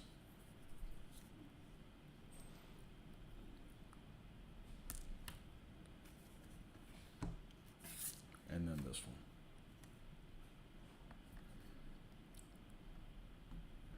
You know what I found, and I've only done very little photo etch, but I found it really satisfying to take photo etch apart from the fret. There's a word you don't use very often, fret. With a sharp X-Acto knife. There's something really satisfying about it. You know, after drilling out a bunch of Zyston spears and other manufacturers, like a lot of this stuff's just like, no problem. To get the Tamiya thin nose clippers, they're diamond file for photo etch and a good pin vise. What are the thin clippers go for? And are they self-sharpening? Okay, both of these are the same pieces. These have a half moon piece.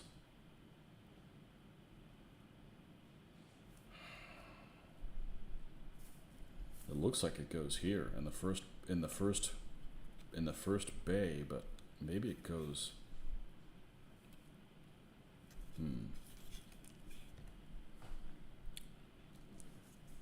That's this piece. We skipped that one. Looks like it goes here. Looks like it goes there. What goes in the first one then? I gotta read ahead.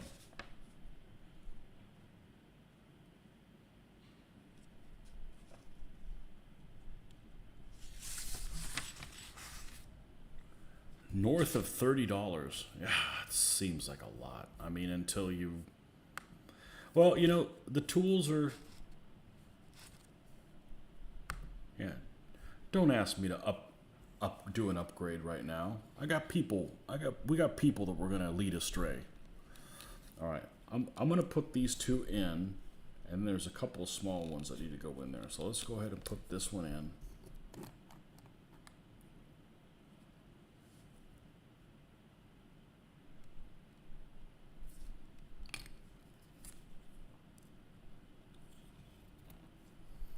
And it goes in this direction. And it looks like this one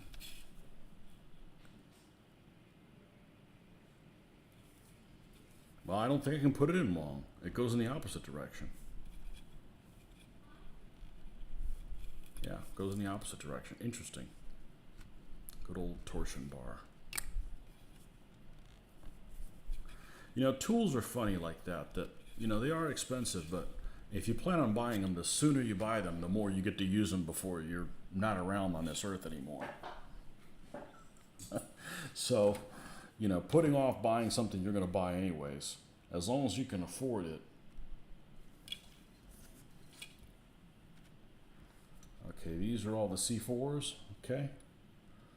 1, 2, 3, 4. All right, let's trim these pieces and install them.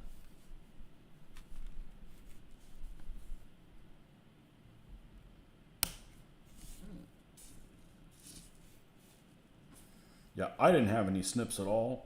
I went to Hobby Lobby. They had a set.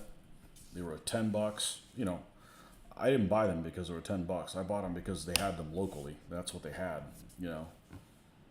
And I never had a pair of snips. And, you get what you pay for. They're not the best things ever, but it's better than not having any.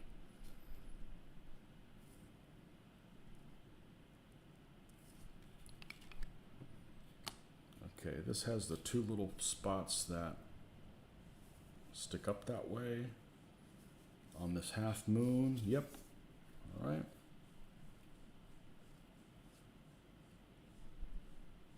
Cute. And the same thing back here. Tamiya side cutters are 40. Wow. Well,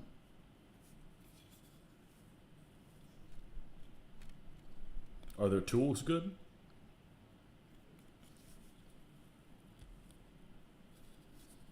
I mean, I love their kits. They just make them in the wrong scale for me now.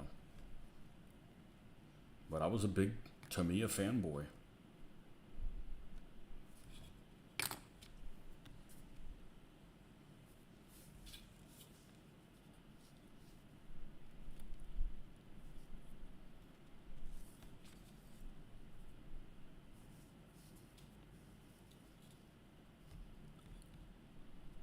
It was also the late 80s, so if you didn't buy it, if you did 1/35th scale stuff and you didn't buy Tamiya, who'd you go with? Dragon DML was just getting on the scene. The Italeri stuff is garbage compared to Tamiya. Yeah. They last forever until you lose them. Where did I put them? I don't know. Okay, a bunch of C30s go on this side. C31s go on the opposite side. Okay, so let's do all the C30s. Should be 5 of them.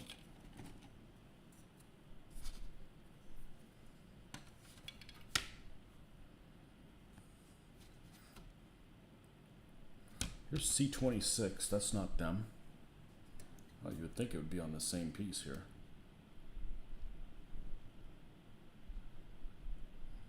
The ubiquitous Jack. The German Jack.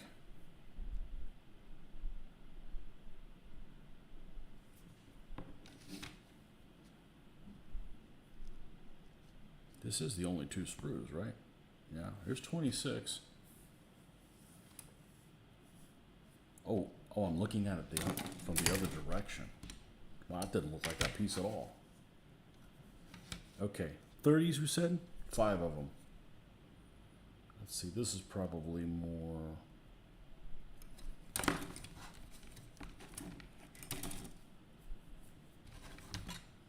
Yeah, these things actually aren't very good, and they were like covered in oil when I got them. I was gonna return them, and I'm just like, let's just do them.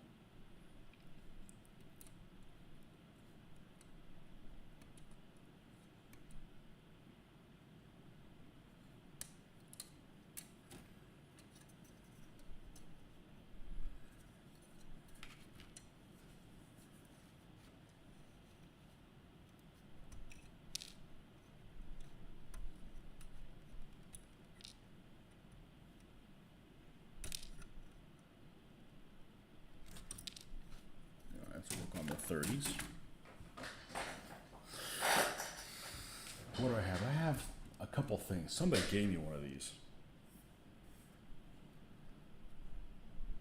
This is like a plastic sanding thing.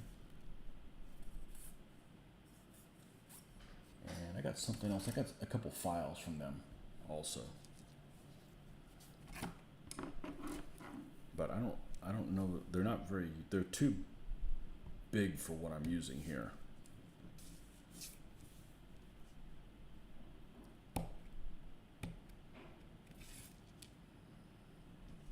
Not really not cheap, definitely one where you can grow your tool collection gradually and still get great results.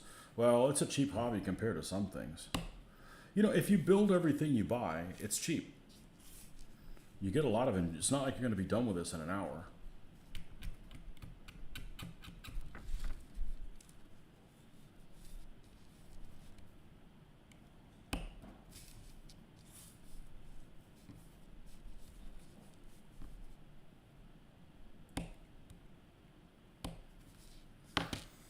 All right. So we got 5 of these. Here's the 5.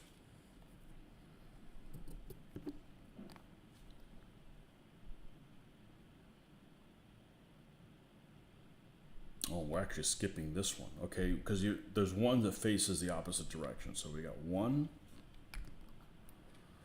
2, 3, 4, 5. Perfect. 1, 2, 3, 4, 5. Now we just slide these little jokers in.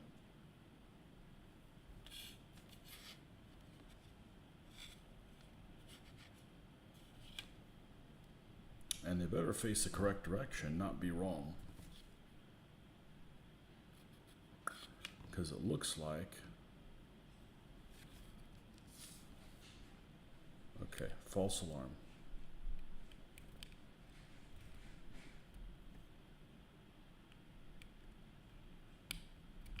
There we go.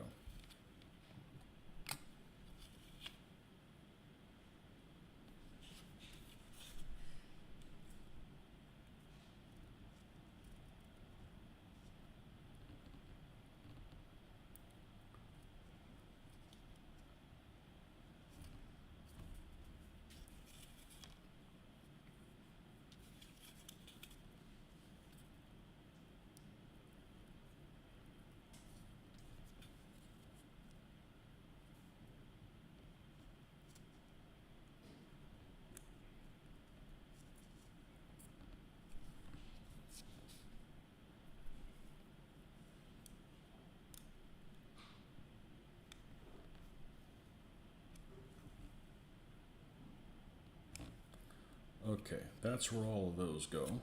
Now we gotta do the opposite side with C31.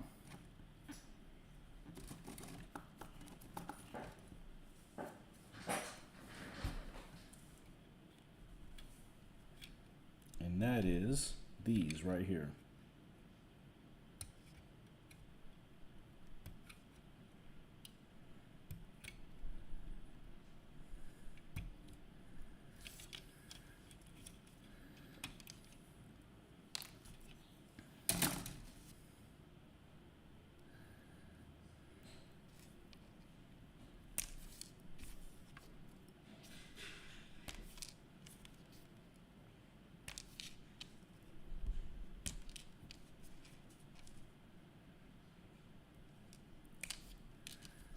And that goes in the garbage. Somebody should emphasize feeling of managers. It's never any task of painting armies that you feel like you don't accomplish much. Yeah, and then somebody goes a different rule set, and then all your stuff you have is no good. I mean, that could happen. I just don't like the idea of building a model and knowing that I'm not going to do anything with it. It's just going to sit there. As I've been there before, it just doesn't. So I'm kind of splitting the difference here with this stuff. It's not my main priority to play something with these, but it's an option I do have.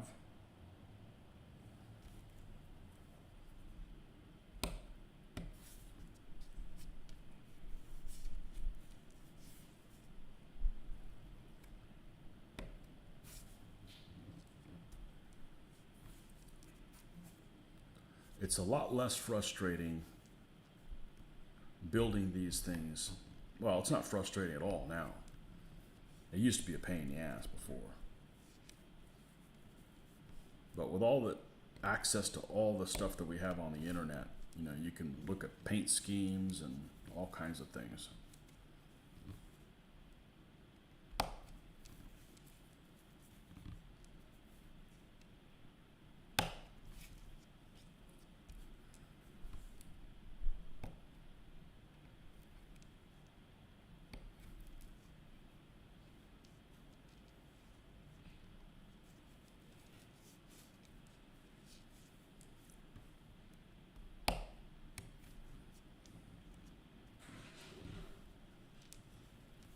Yeah, I don't have a dedicated gamer group either. Not in this weather. I'm not going over there and gaming with them in 95-degree freaking weather. I can wait.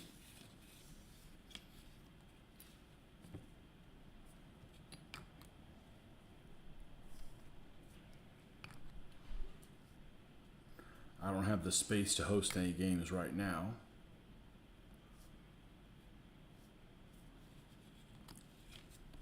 That's the only reason I'm not filming stuff. Even if it's other stuff. It's fun to film things, but...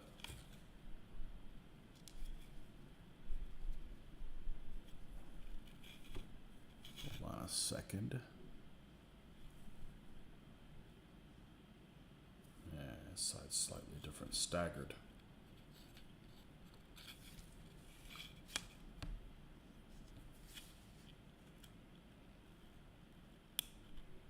The other day it was 115 degrees, feel like. Like I'm not gonna game in that. I gotta be up in that weather.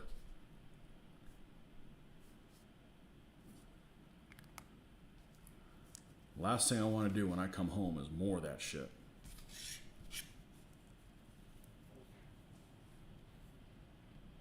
I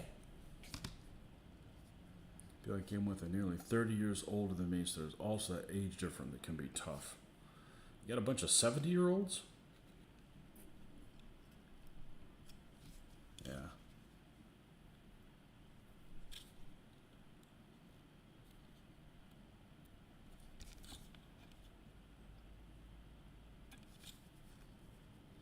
A lot of old people. They need to have a lot more. They need to have a lot more fun when they're playing games. Okay, we got everything done in step 1. Okay. Step 2. Hopefully, start looking like a Panther tank. All this stuff could have just been cast on it. I don't understand what's so exciting about building suspension parts. There we go. There's some pieces that we recognize. There are some pieces that we recognize. Do the game outside? No. But, well, imagine a shed that you would put your lawnmower in. Okay? And that's what it is. There's no insulation. They do have air conditioning, but it's just too hot. It's just too hot. And, you know, they're going to game anyways, whether I show up anyway. So it's not like, well, I'm going to keep them from gaming. You know? And, yeah, it's a multitude of different reasons. It's not the people, it's the conditions. So, you know, it's on the worst day of the week for me. It's a Monday, so you know, I'll lose sleep and then have to pay for it all week long. And you know, my best night would probably be Friday. You know, I could say Saturday would be a good night, and it would be, but, you know, then if you travel outside with a family, that doesn't work either. But Monday night just doesn't work. And the temperature just is terrible. It's just absolutely terrible. You know, I have a job where I'm in and out of hot weather all throughout the day, and the person who hosts it works in a freezer. You know, I tell you what, I don't care what I'd work in. I don't do hot weather well. I mean, I absolutely hate that about Florida, and I've been here my whole life. And I absolutely hate sweating for no reason. It's not like you're at the gym or, you know, you're going on a bike ride or you're at the beach or anything like that. But just sweating, just being, it just isn't worth it. Yeah, they have AC, but it doesn't work because it's just so damn hot. There's no insulation in this building. The building's probably, I don't know, 10 feet by 20 feet. So it just becomes a pain in the ass. You know, and it's a rush. It's a rush to get over there after work, and he's got a guy that plays with him earlier in the day. He's retired, and you know, he's still gonna get his games in even if I don't show up. So I'll just wait for cooler weather. Like I said, I don't have to game that badly. 26. So like right now, I'm inside my house. I wouldn't build models any heat. I'm inside my house. It's, I don't know, 72, 73, fans on high. And I'm not sweating because, you know, why would you want to do that? DC areas like that too. Yeah, it's just as hot up there as it is too.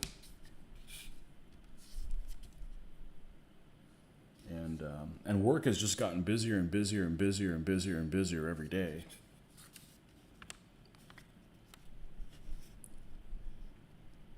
And with no end in sight. So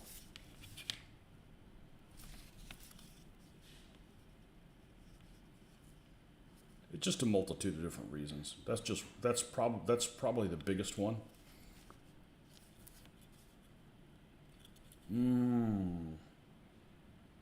Got a bad feeling about. Nope, it fits in there. Okay, so I had a bad feeling about that, Sarge.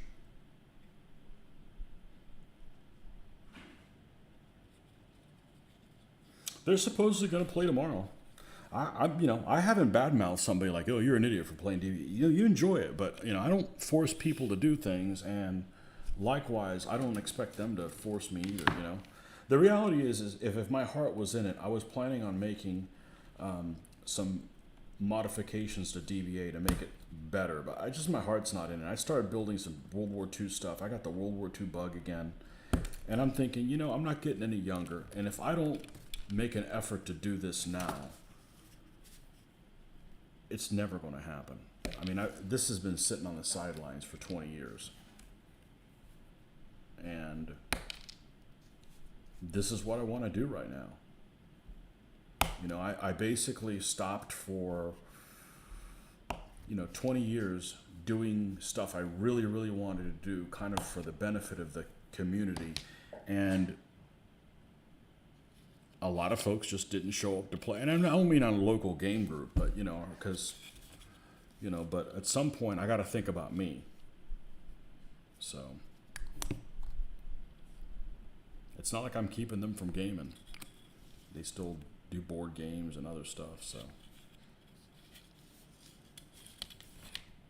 But gaming, as fun as it is not therapeutic. This is therapeutic. This is the stuff that keeps you from going to the shrink when you have a hard day at work. Playing a game and dealing with the frustrations that happen in a game, although they're as fun as they are, that I don't think that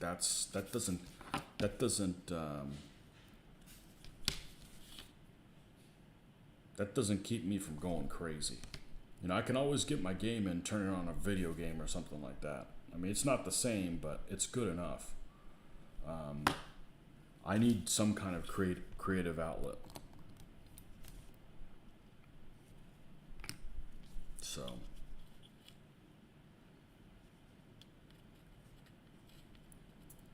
But no, they're supposedly playing. I don't think they played DBA since I stepped out until tomorrow. And they can play it. But nobody's forcing me to play it. I'm not going to do it. I've done it enough. So it's funny because the guy that was going to take over and was going to make everything all better and everything, he still hasn't posted the scores from the last convention. People would hound me like 2 days later if I didn't have the scores up. And it's been like 4 fucking months and he still doesn't have the scores up. So yeah, as I suspected, it's going to crash and burn if somebody's not doing all the work. But the reality is I didn't mind doing all that stuff, but I've just kind of lost interest in it. That and I get really tired of, having a game that you can't ever solve all the issues with it because it's, everybody has such a hard time understanding the rules, the way that they're organized. And I don't have anything against Phil. I think the world of Phil, but I've just, I've had enough. It's time to move on, and I won't play it again, and I don't really have a problem with it,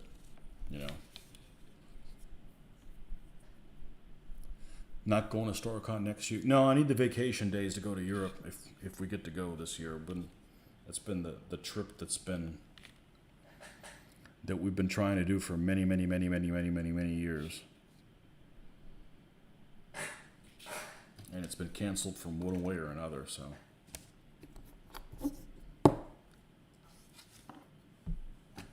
Nope, this is the 1 year I'm not going.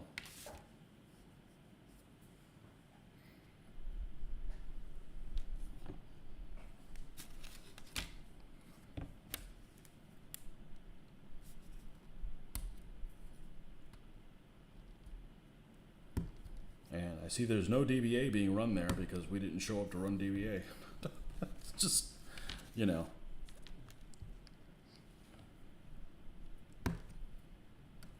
I won't play something else that's tournament based again. And it's not that I had a bad experience with a tournament, but I didn't do DBA to play tournaments. I did DBA so I can play with my own stuff.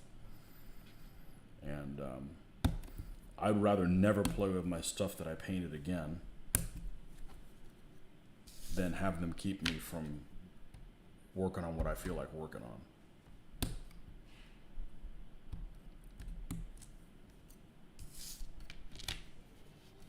You know, one guy that I know that I met at a convention was just he made a comment on a video. Hey, when are you gonna when are you gonna make some more DBA videos? I will not do another DBA video. You know, it's not that I didn't enjoy doing them. It's like, let somebody else do it.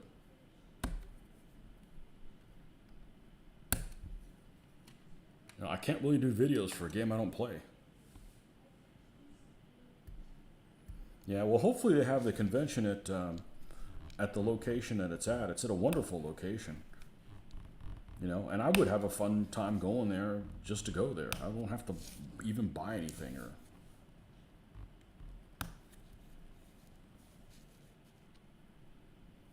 It's not worth the trip for you, and you have a short trip.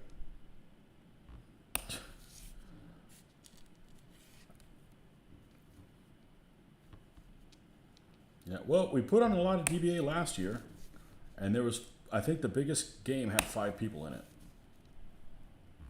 And we had many when we had only 3.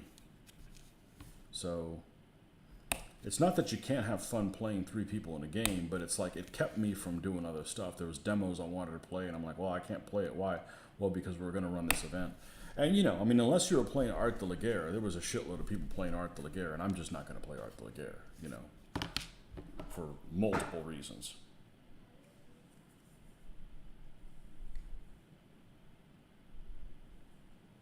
And those people, oh, Art de la Guerre is all the rage. Just wait and see who's playing it in 5 years from now. It'll go away. People are pneumatic.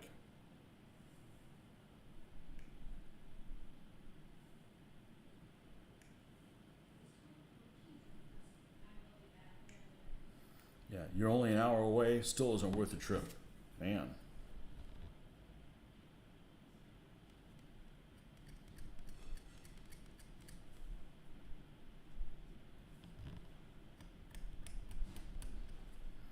I remember when we had our local convention in Tampa. It was in Tampa twice a year instead of Orlando twice a year. And it had been in Tampa forever. And the people that lived in Tampa were like, if it moves to Orlando, remember, this is an hour away, we're not going to go. Because they didn't want to stay at a hotel. Meanwhile, the rest of us, we have to stay at a hotel everywhere, every time it's at a convention, because they're not going to hold one in the town that we live in. But yeah, the people that never had to pay for a hotel, they would complain that they were never going to pay for a hotel. So I suggested to them, it's like, well, that's not really fair. I think that if some people aren't going to stay in a hotel,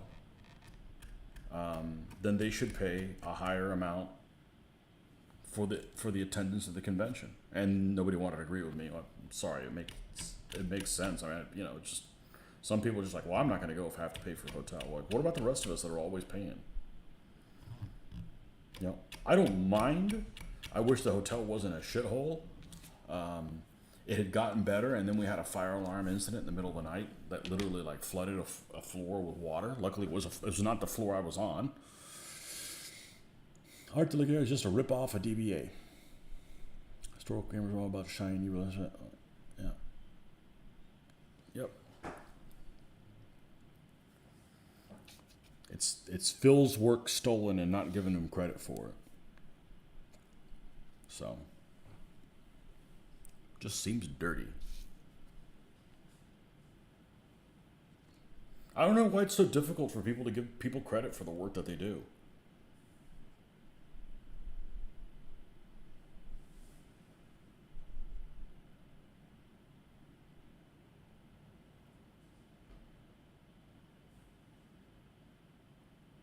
All right, we're going to have to be...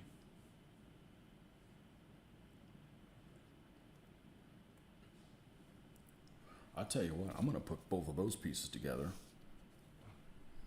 And then we'll drip some drippings through there, and then we won't have to do it in 3 pieces. I don't want a piece flying across the room.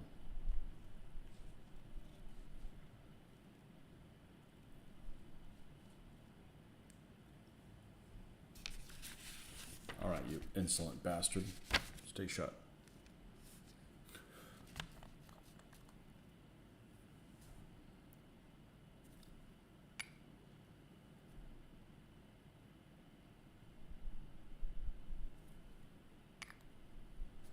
Now I do have impetus. My heart's just not in it. My heart's just not in playing ancients and medievals for the short term. It really isn't. So I'll either get back to it when I do. I already have armies. I have 40 armies or so for it. But I did have some fun playing Lion Rampant, and we were going to do that. But I just can't go over and play in this heat. I'm not willing to do it. It isn't worth it. I'd rather sit at home and go to the gym with a daughter, or do family stuff than suffer in the same shit that I gotta suffer in every day. There's nothing I could do about it. So, okay, there's these two guys. They get put in here, and here.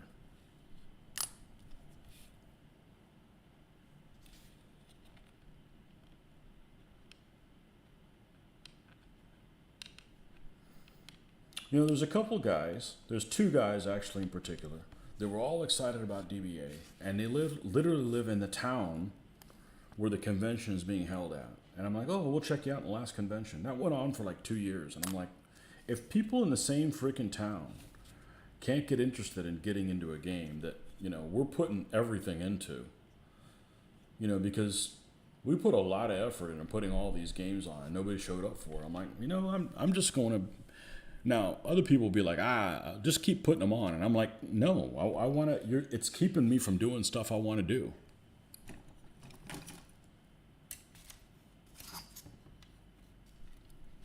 Who now plays Tactica? Mitch had all his stuff set up for Tactica. Or Armati. Armati was all rage when I started doing this, and then it disappeared too. So, Field of Glory came and went like nobody's business.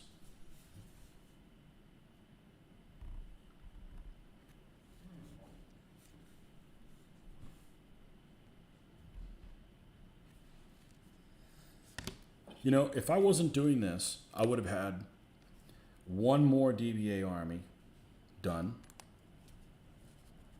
working on finishing my second one since then. Instead, I got 100 vehicles. Yeah, I'm not going back to that. Working on one type of thing for a long time for a show, got to get it done. I don't want to work on this, but this is what I got to do. Nope. Next time I come online, if I don't feel like finishing working on this Panther, guess what? I won't. It's that freaking simple.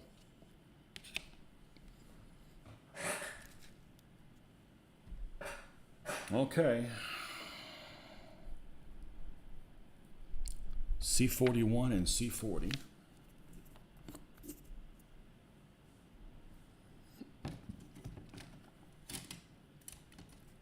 I see them over here.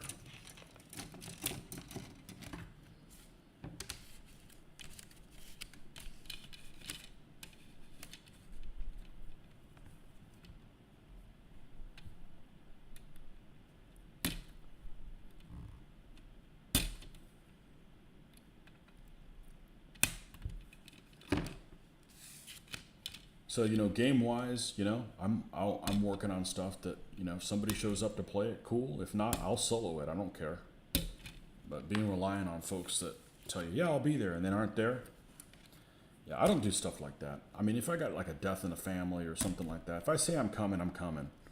If I don't come, then I don't. Then I'm gonna let people know a week in advance I'm not gonna make it, unless something dramatic happens. But other people aren't like that. I got my faults, but that's not one of them. I got to do a hell of a lot of planning at work. And it's really frustrating when you got to change your plans. I don't want any of that crap happening on my own time. So.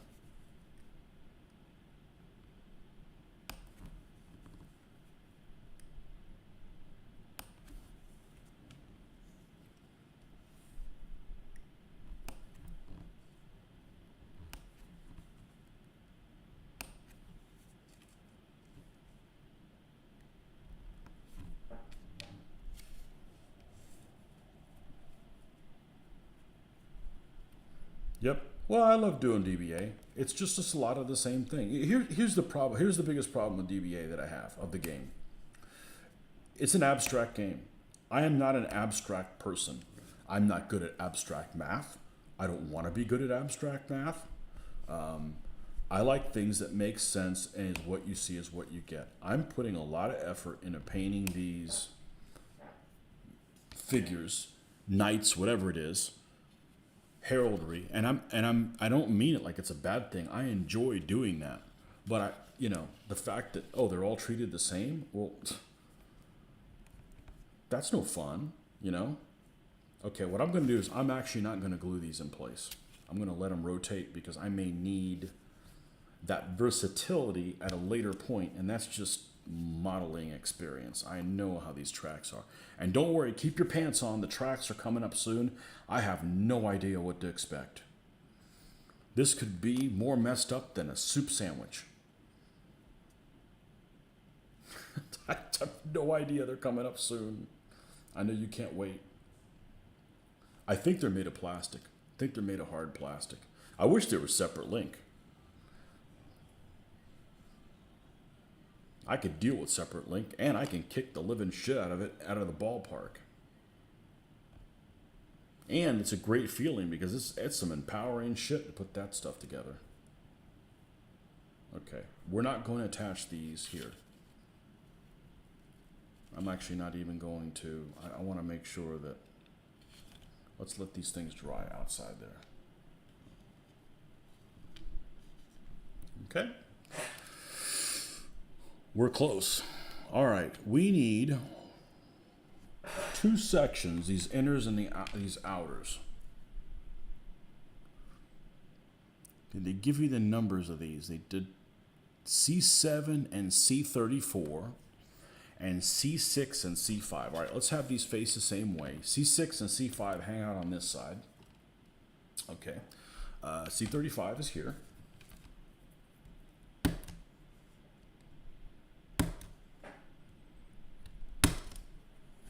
Okay, and C6 is also, well, this one's right here. I'll move it to the other side. You insolent instructions. Okay. And C6 and C7, C6,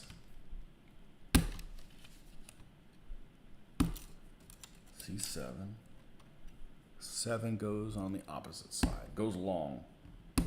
C7, go long. Okay, that guy goes on this side. So let's trim these two up.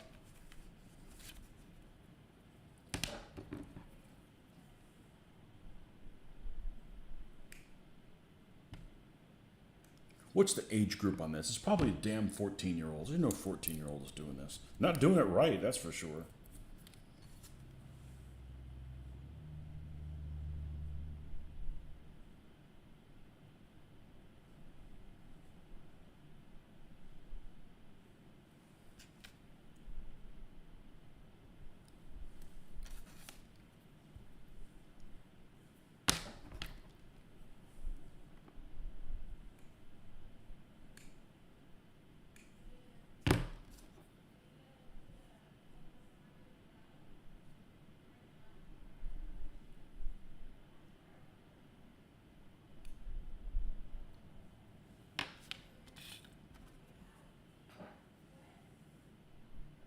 It is fun building them. I know it sounds sadistic. If the 19-year-old me could have heard it. But if you got the right tools, the right glue, well, I was already using the right glue at that point. Weld cement. Something it doesn't stick to. And tweezers, it's satisfying putting things together like a tweezers, like an assembly line. Mr. Joseph, what Panzers? This is a Panther D from Kursk. The first version that likes to catch fire unexpectedly, just by starting its engine. All right, we need to put the piece that's on the back, this one. Nope, this one. This one goes Oh, wow. All right, I'm going to test fit this, and then I'm going to dribble some glue in there.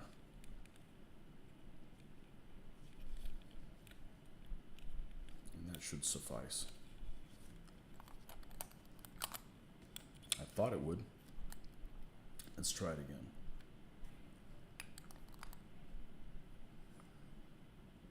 Yeah, no prototype ones. Yep. I picked up 2 of these. My skirmish campaign book for the Grossdeutschland at Kursk has 2 scenarios, and they have a total of and the scenarios has a total of 2 Panthers in them. And I figured, well, I might as well get them. These folks at Noble Knight happen to have 2 of them. I'm like, well, let's make it happen.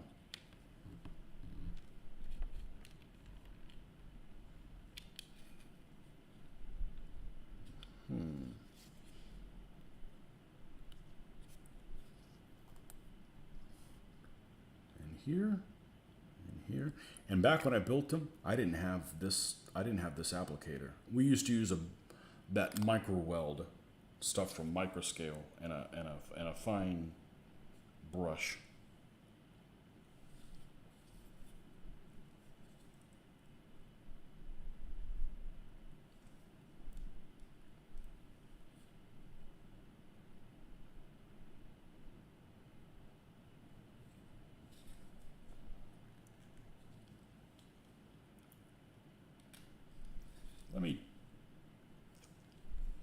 Let me punt for 1 second here.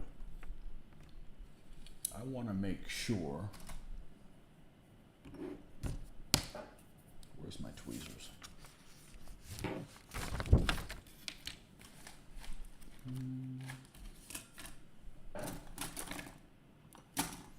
I just have trust issues when it comes to the what? Jesus, I only have like 4 sets of them. Where are they? We need you now. Here we go.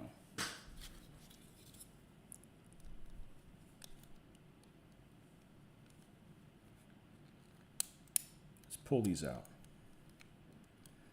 just to be safe. I want to test fit this before I put this in.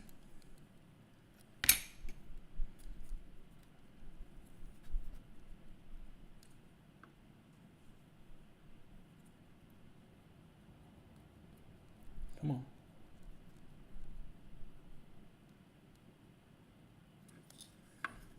And we're going to have one that rips. Okay, well, we can install you again. I want to make sure that this thing fits before we get too far along. We're going to have 4 that are going to glue in this side. Let's make sure we have 4. 1, 2, 3, 4. Okay. What's suspect is that there's these little spots here, like something lines up with it, and it doesn't make sense because nothing lines up with it, and it's like, okay, what's going on here, you know?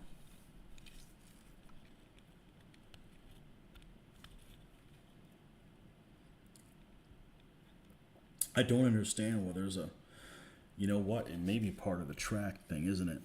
It's exactly what it is. It's part of the track.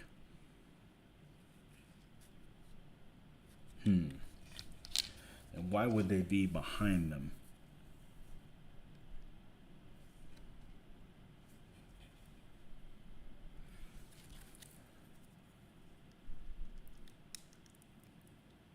No, it's got to go here. It's got to go there. So how do I access those spots?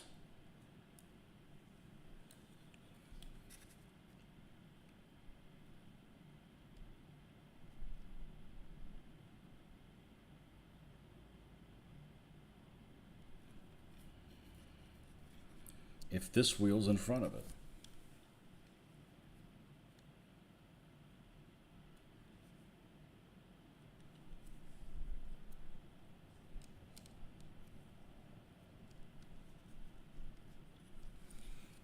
All right, that one's accessible. So's that one. Those two. All right. All right, let's proceed. I just want to make sure.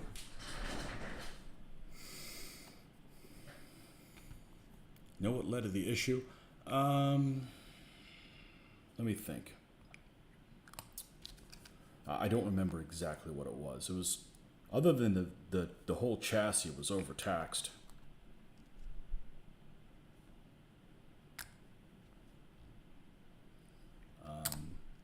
There was it was an issue with like there's an issue with like the mufflers.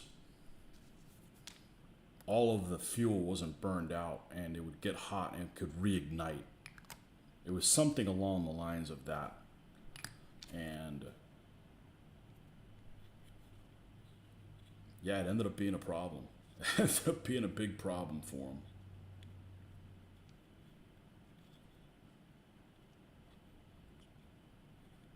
Okay, so that's going there. This is going to go in like this. This is going in like this. All right.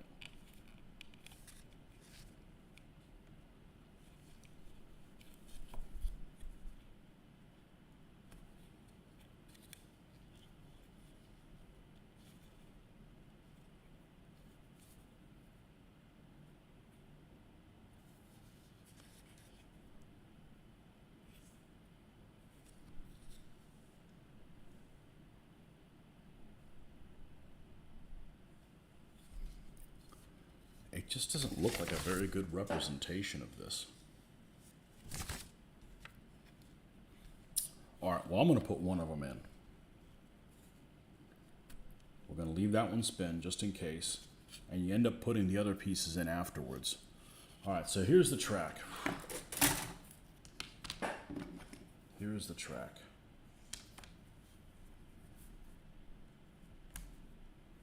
And it's hard plastic.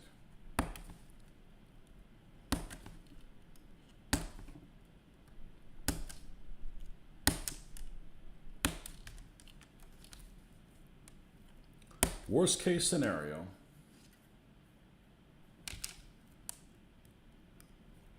we'll have to cut it up and treat it and make my own separate link track.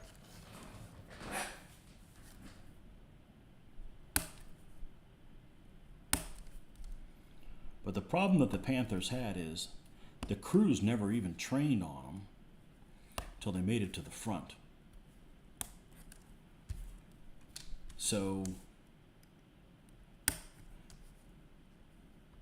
they had some learning problems. Then they got deployed in the wrong place in front of a anti-tank ditch that was wider than all get out and filled with water. And then minefields. It was just like, you know, all kinds of issues. So they weren't really an awesome piece of equipment when they were at Kursk. Okay, so we've got one of these. It's almost towards the end. And then we have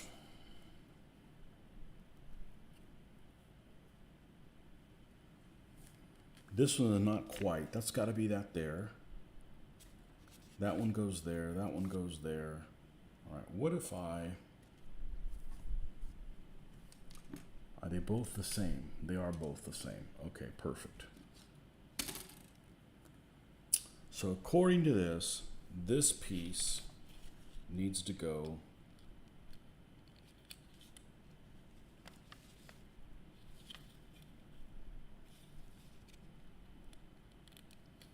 why is it notched twice?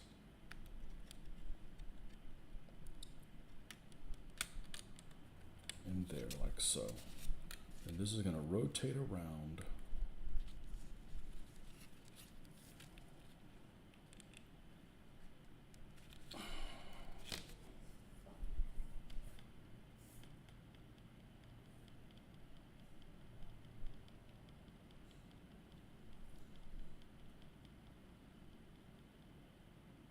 Yeah, they're semi-flexible. Look, I was able to bend it here, but because they're really thin, but I don't see how this is going to work. I really don't see how this is going to work. All right, let's go ahead and put the other side in, and we can.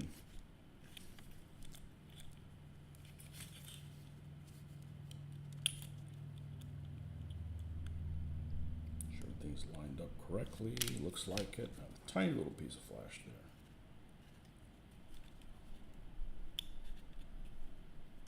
I just don't want to bend it and rebend it, and then at some point it's going to snap.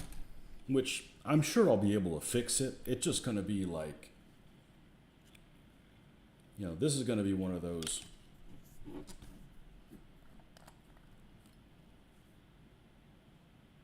You better be an experienced model builder to build this thing.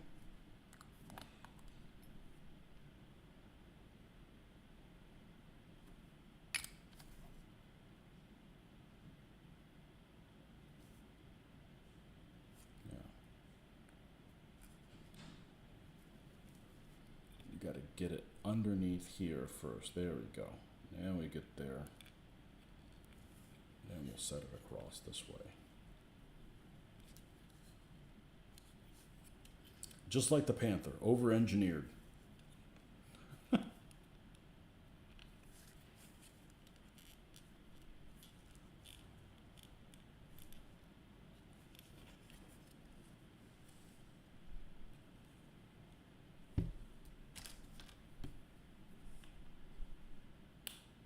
Okay, good.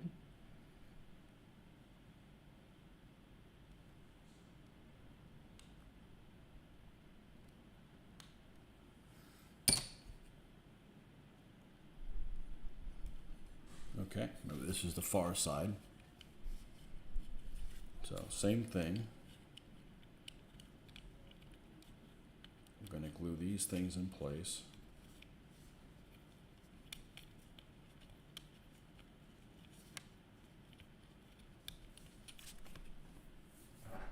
Right, it shows both of these things connected before I even put the tracks on. All right, let's not install this side first on this side and see if that makes a difference. All right, we've got points.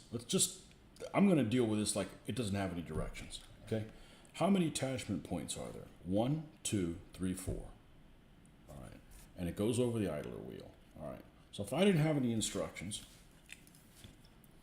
one of them has to end.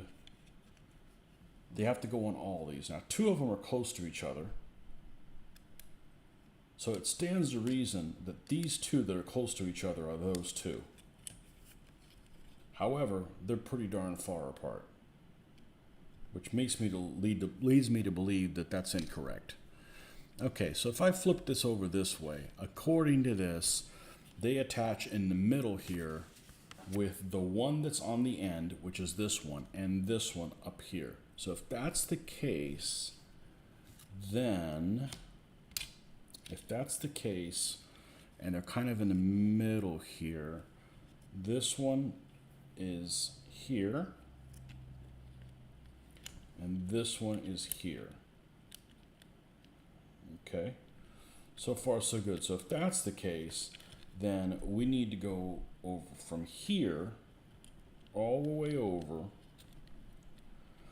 onto the idler.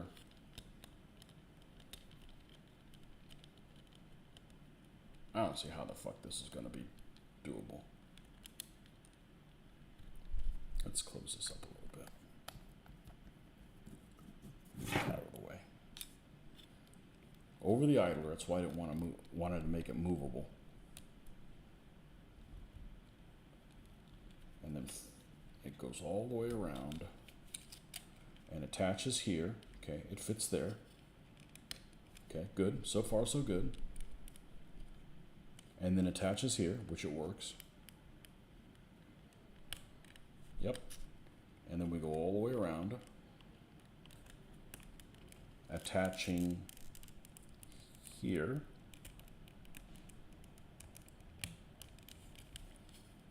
That's how it goes. All right. So don't follow the instructions. Figure it out your damn self. Okay, now we need to just do that same thing, but we've got to glue things in place.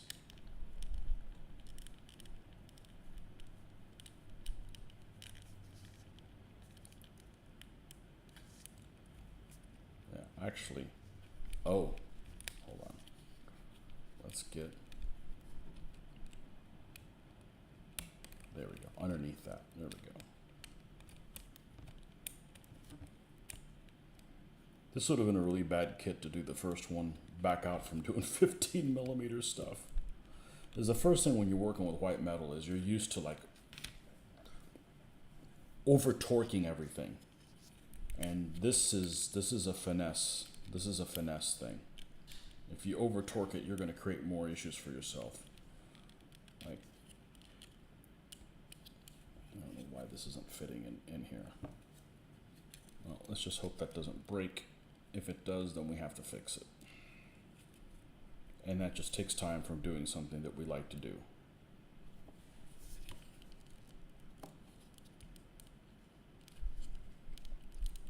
That needs to go right. That needs to go right in there. You need to go right in there. Okay. Now,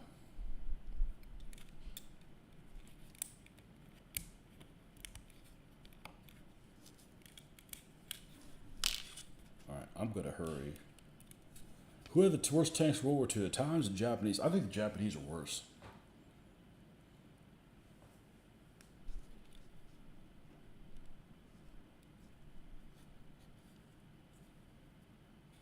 Yeah, well, it is underneath. Yeah, it's the underneath part.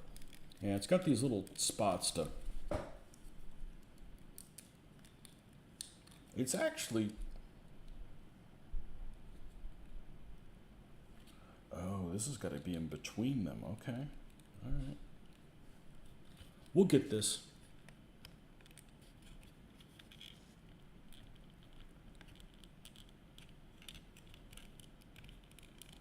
Definitely not for a 14-year-old, though.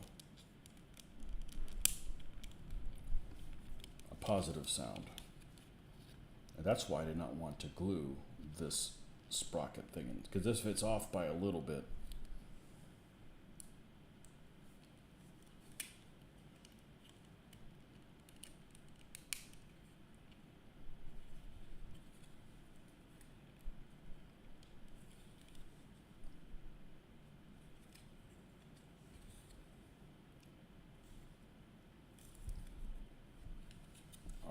I'm going to, does this thing look kind of okay?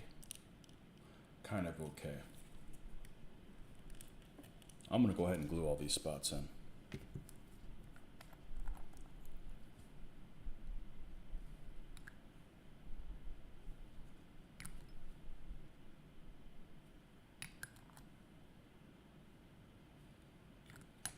I saw somebody that one time, they said, take these sprocket wheels, just take all the teeth off, and then it fits okay.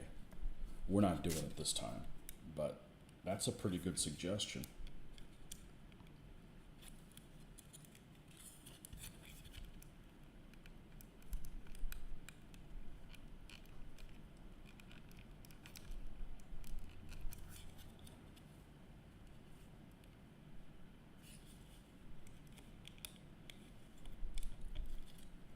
I'm going to leave it as is. I'm just going to, it's not a good fit up here. I'm going to leave it as is. Count my blessings.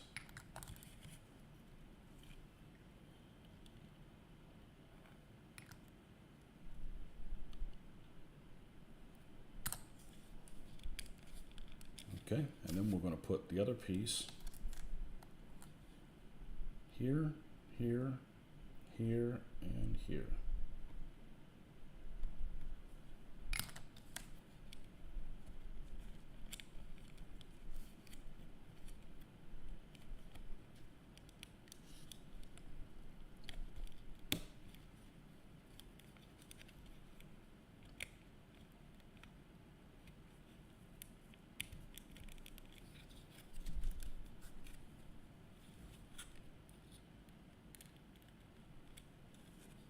Let's do the same thing on the other side, which unfortunately has this thing glued on it.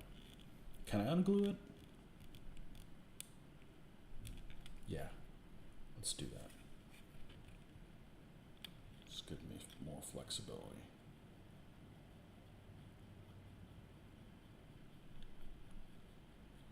I can leave it connected like that.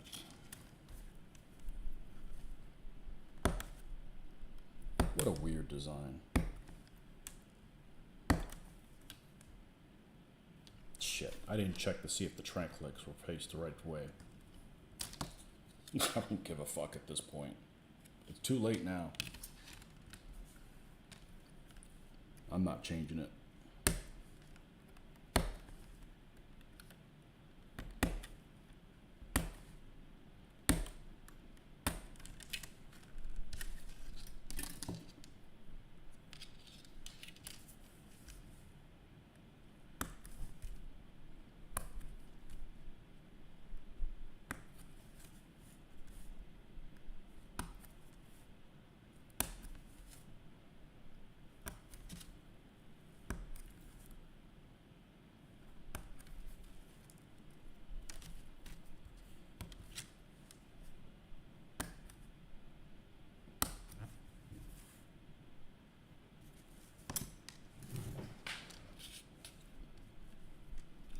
All right, same thing here.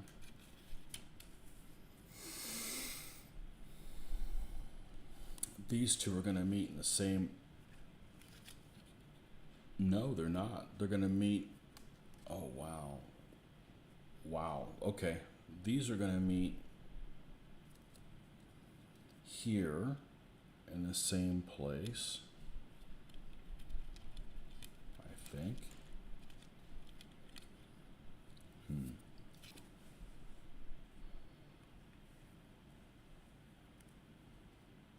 This one has one here and one here. Those obviously go in those two locations. Got it. I just had it flipped the other way around. Good. This goes here. And this one goes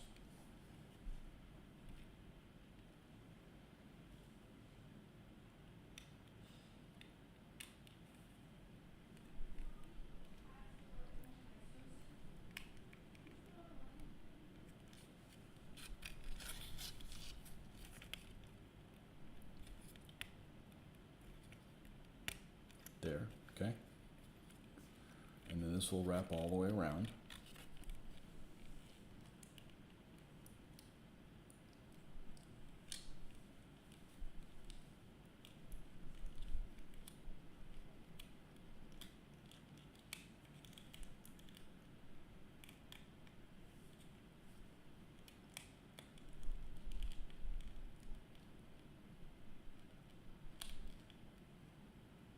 Clicking there.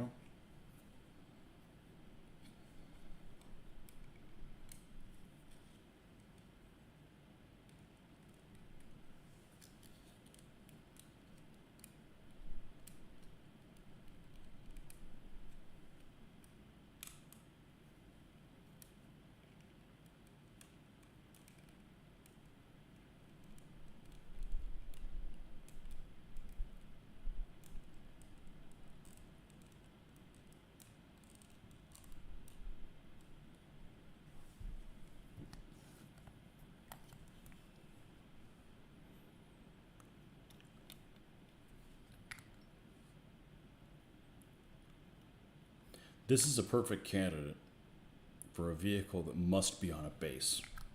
Some people are like, why are you putting your tanks on a base? Some of them need it. Okay?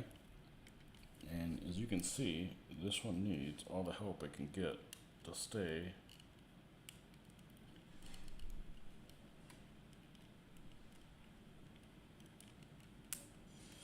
connected. Actually, that pin now melted off.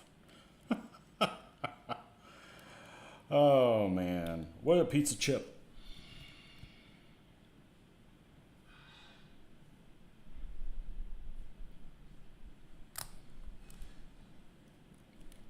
Like I said, we're still going to kick this thing's ass.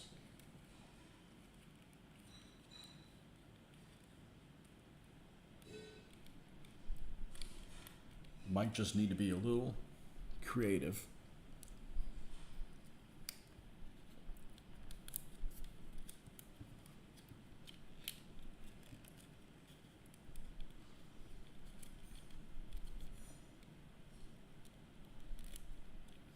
Really what I wish I had, pipe cleaners, right? You can attach pipe cleaners and then you can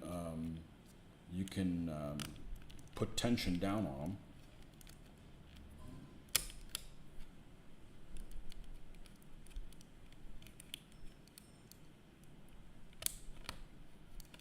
want them to. Come on, sit in the middle of the track.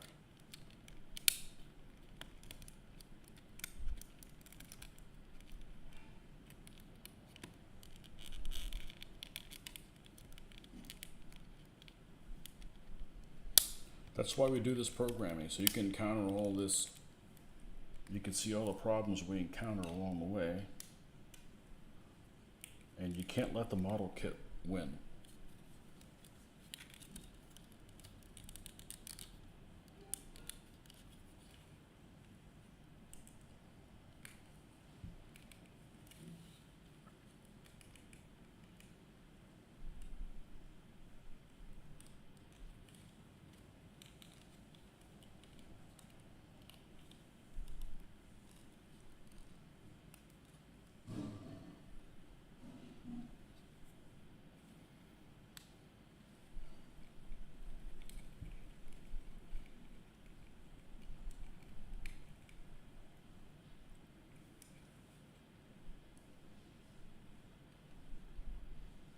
Okay.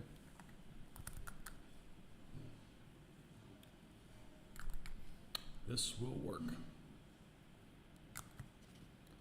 Because this has shirts in anyways. I think the next one I build, I'm going to take those teeth off the front though. And give me a little bit more. I'm surprised that one of these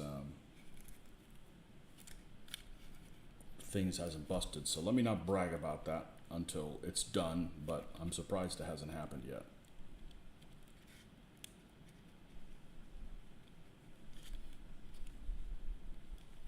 Okay.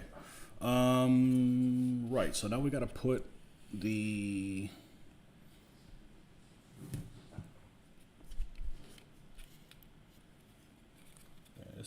this thing is less than stellar.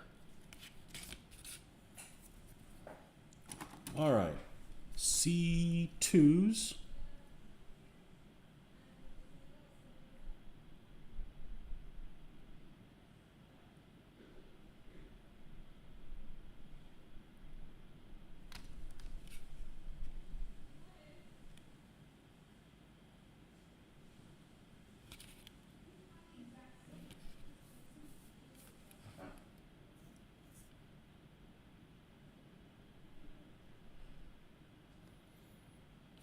Okay, let's take two C2s, a C1, and a C3.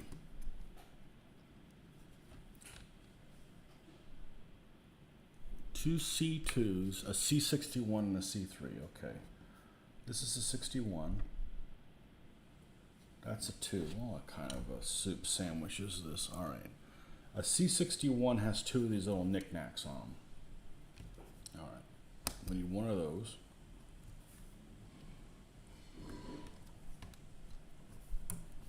Okay. A C3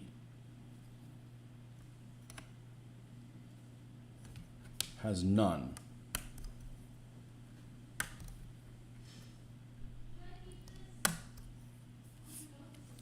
And the C2s each have one. I'm starting to think the directions are wrong on this thing. But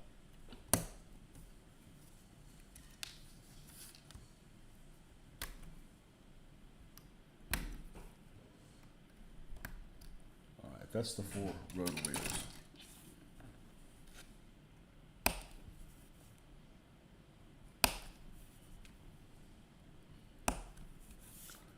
C2 and C2 are on the back.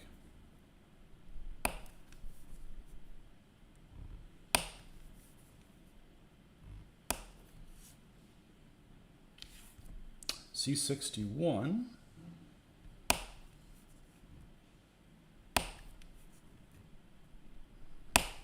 is there, and C3 that has no little notches is on the front. I'm actually going to cut a corner, and I'm not going to spend a ton of effort. Yeah, I am. It's easy to do.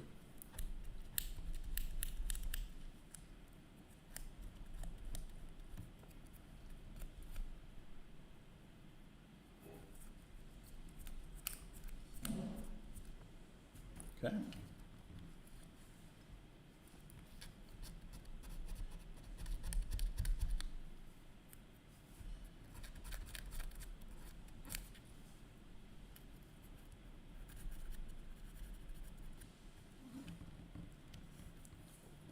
these two on the back.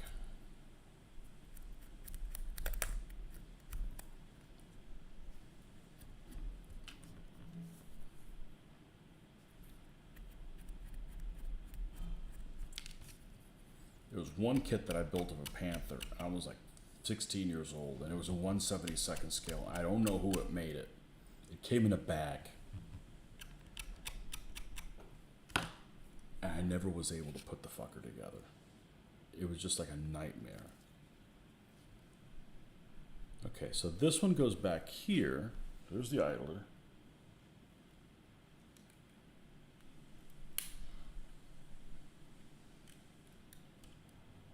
It's supposed to fit in there. Where the hell? Okay, the hole goes through the back. I just don't see how it fits in there.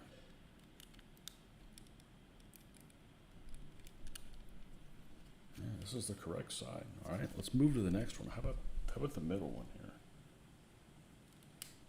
Okay, that one's okay. Okay, that one fits in there okay. It's kind of loose, but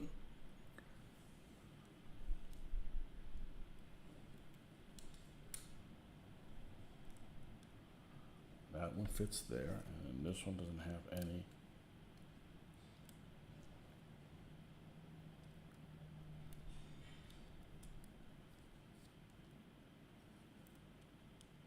This ain't gonna last long.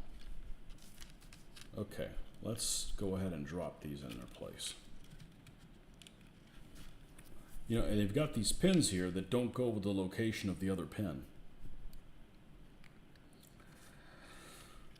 I don't know, this is not looking too good.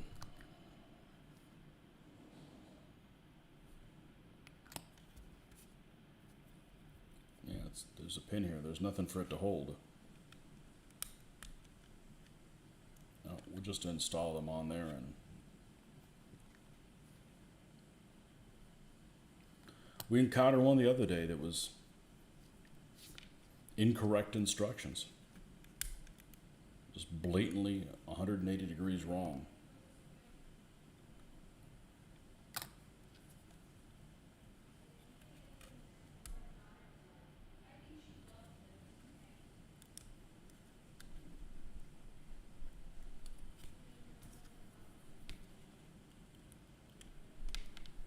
Well, there's a reason why the Russians are losing so many tanks right now.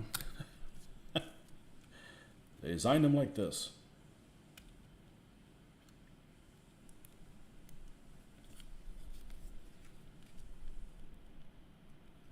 You know, this will end up being okay when you close it up, but, well, not if that slips off of it. No, I'm just going to leave it alone. This will end up having shirts on it, and it'll end up being okay.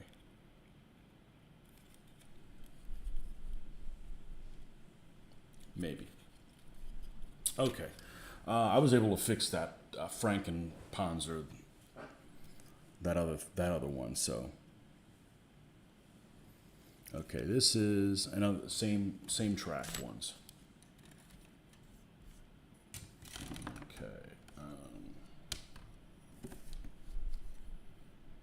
What happened? It's a pizza chip. Yeah, I encountered one the other day. What was it? What was it, the Yag Tiger? It was something. It was 180 degrees wrong. Or maybe it was, yeah, it was something. I make these kits so teenage boys be like, I'm never building another model again.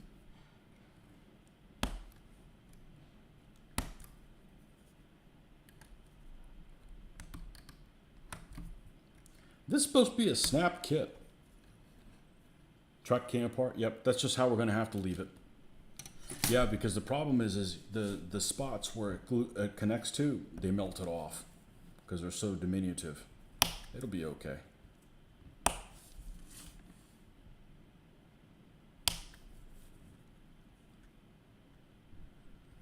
This kit is rated S for shitty. It's actually fine, except that the attachment point on the tracks. And tracks actually flex okay, surprisingly enough.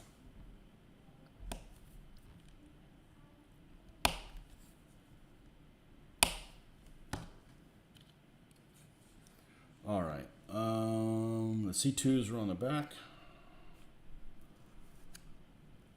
That's these. Yeah, they've got these little prongs that they don't prong into anything. Like, why even bother?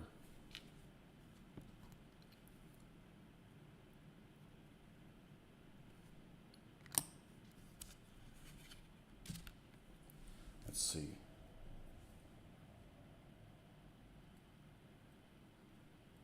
It'll end up being okay. Like I said, up Panzer IV, I was able to, and that tracks that just didn't even go together. That track kit is rated S for Scheisse. That's right. You know, people need to see stuff like this and not let it get them down. You know, at this point, it's like, okay, it's a piece of crap. All right, I'm in it. What am I going to do? Well, we'll just make it work.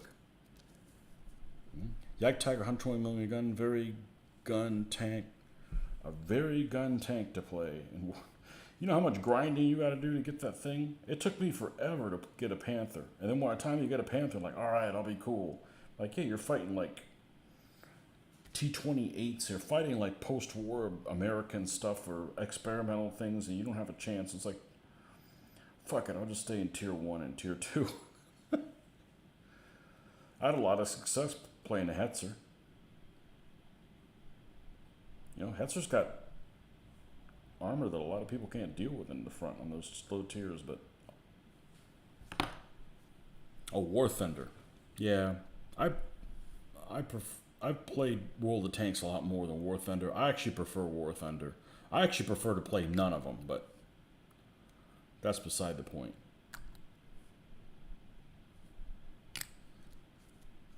Okay, one of these has no prongs. That one goes up here. Okay, and they really should have no prongs because the prongs don't help them at all. Then this next one has two, supposedly. Put them how they say to put them on there. And this one towards the bottom. And then this one towards the bottom as well. Okay. Rated S for Scheisse. That's right. All right, can we move past this abortion? Yeah, and the track doesn't fit right. It'll be okay. It'll be all right. Let me check on one thing.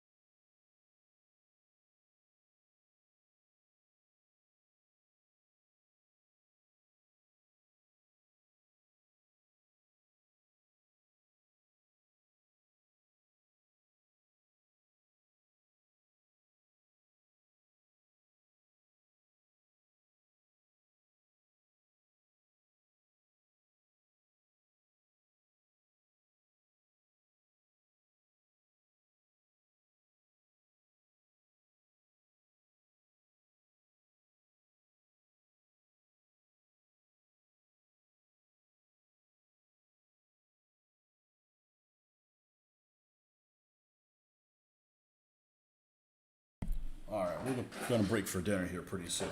But yeah, trying to get the leopard one. Yeah, I had a lot of fun with the. This is just all cattywampus. There's so many. Either the instructions are wrong, but it looks good from this side. I don't understand. Yeah. Mm-hmm. Yeah. Anyhow, we'll have to tinker with this, but I'm sure this will end up being fine by the time we're done with it. But we're going to go ahead. I'm going to break for food. And definitely vodka-induced directions. So. Okay, folks. Well, we'll see you guys on the next one. Thanks for stopping by. And yeah, like 3 hours, and I'm not done with one vehicle. It's like, you know, snap kit, right? My ass. Thanks, Alexander Volgin, for consultation help designing the model kit. Ah, now we know who to send after. I don't know. Is it a snap kit? I thought it was. Some of this stuff is. Model kit. Snap fit. No glue required. Really? How much vodka did you have? Coming back after food? Probably don't think so. I don't know. It's 8 o'clock already. How did it get to be so damn late? Man, I started early. How did it get to be so late? Yeah, I don't really know what the problem is here. Anyhow, I didn't figure out how to put the tracks on it until I didn't follow the instructions, because the instructions messed up. Vodka-induced instructions.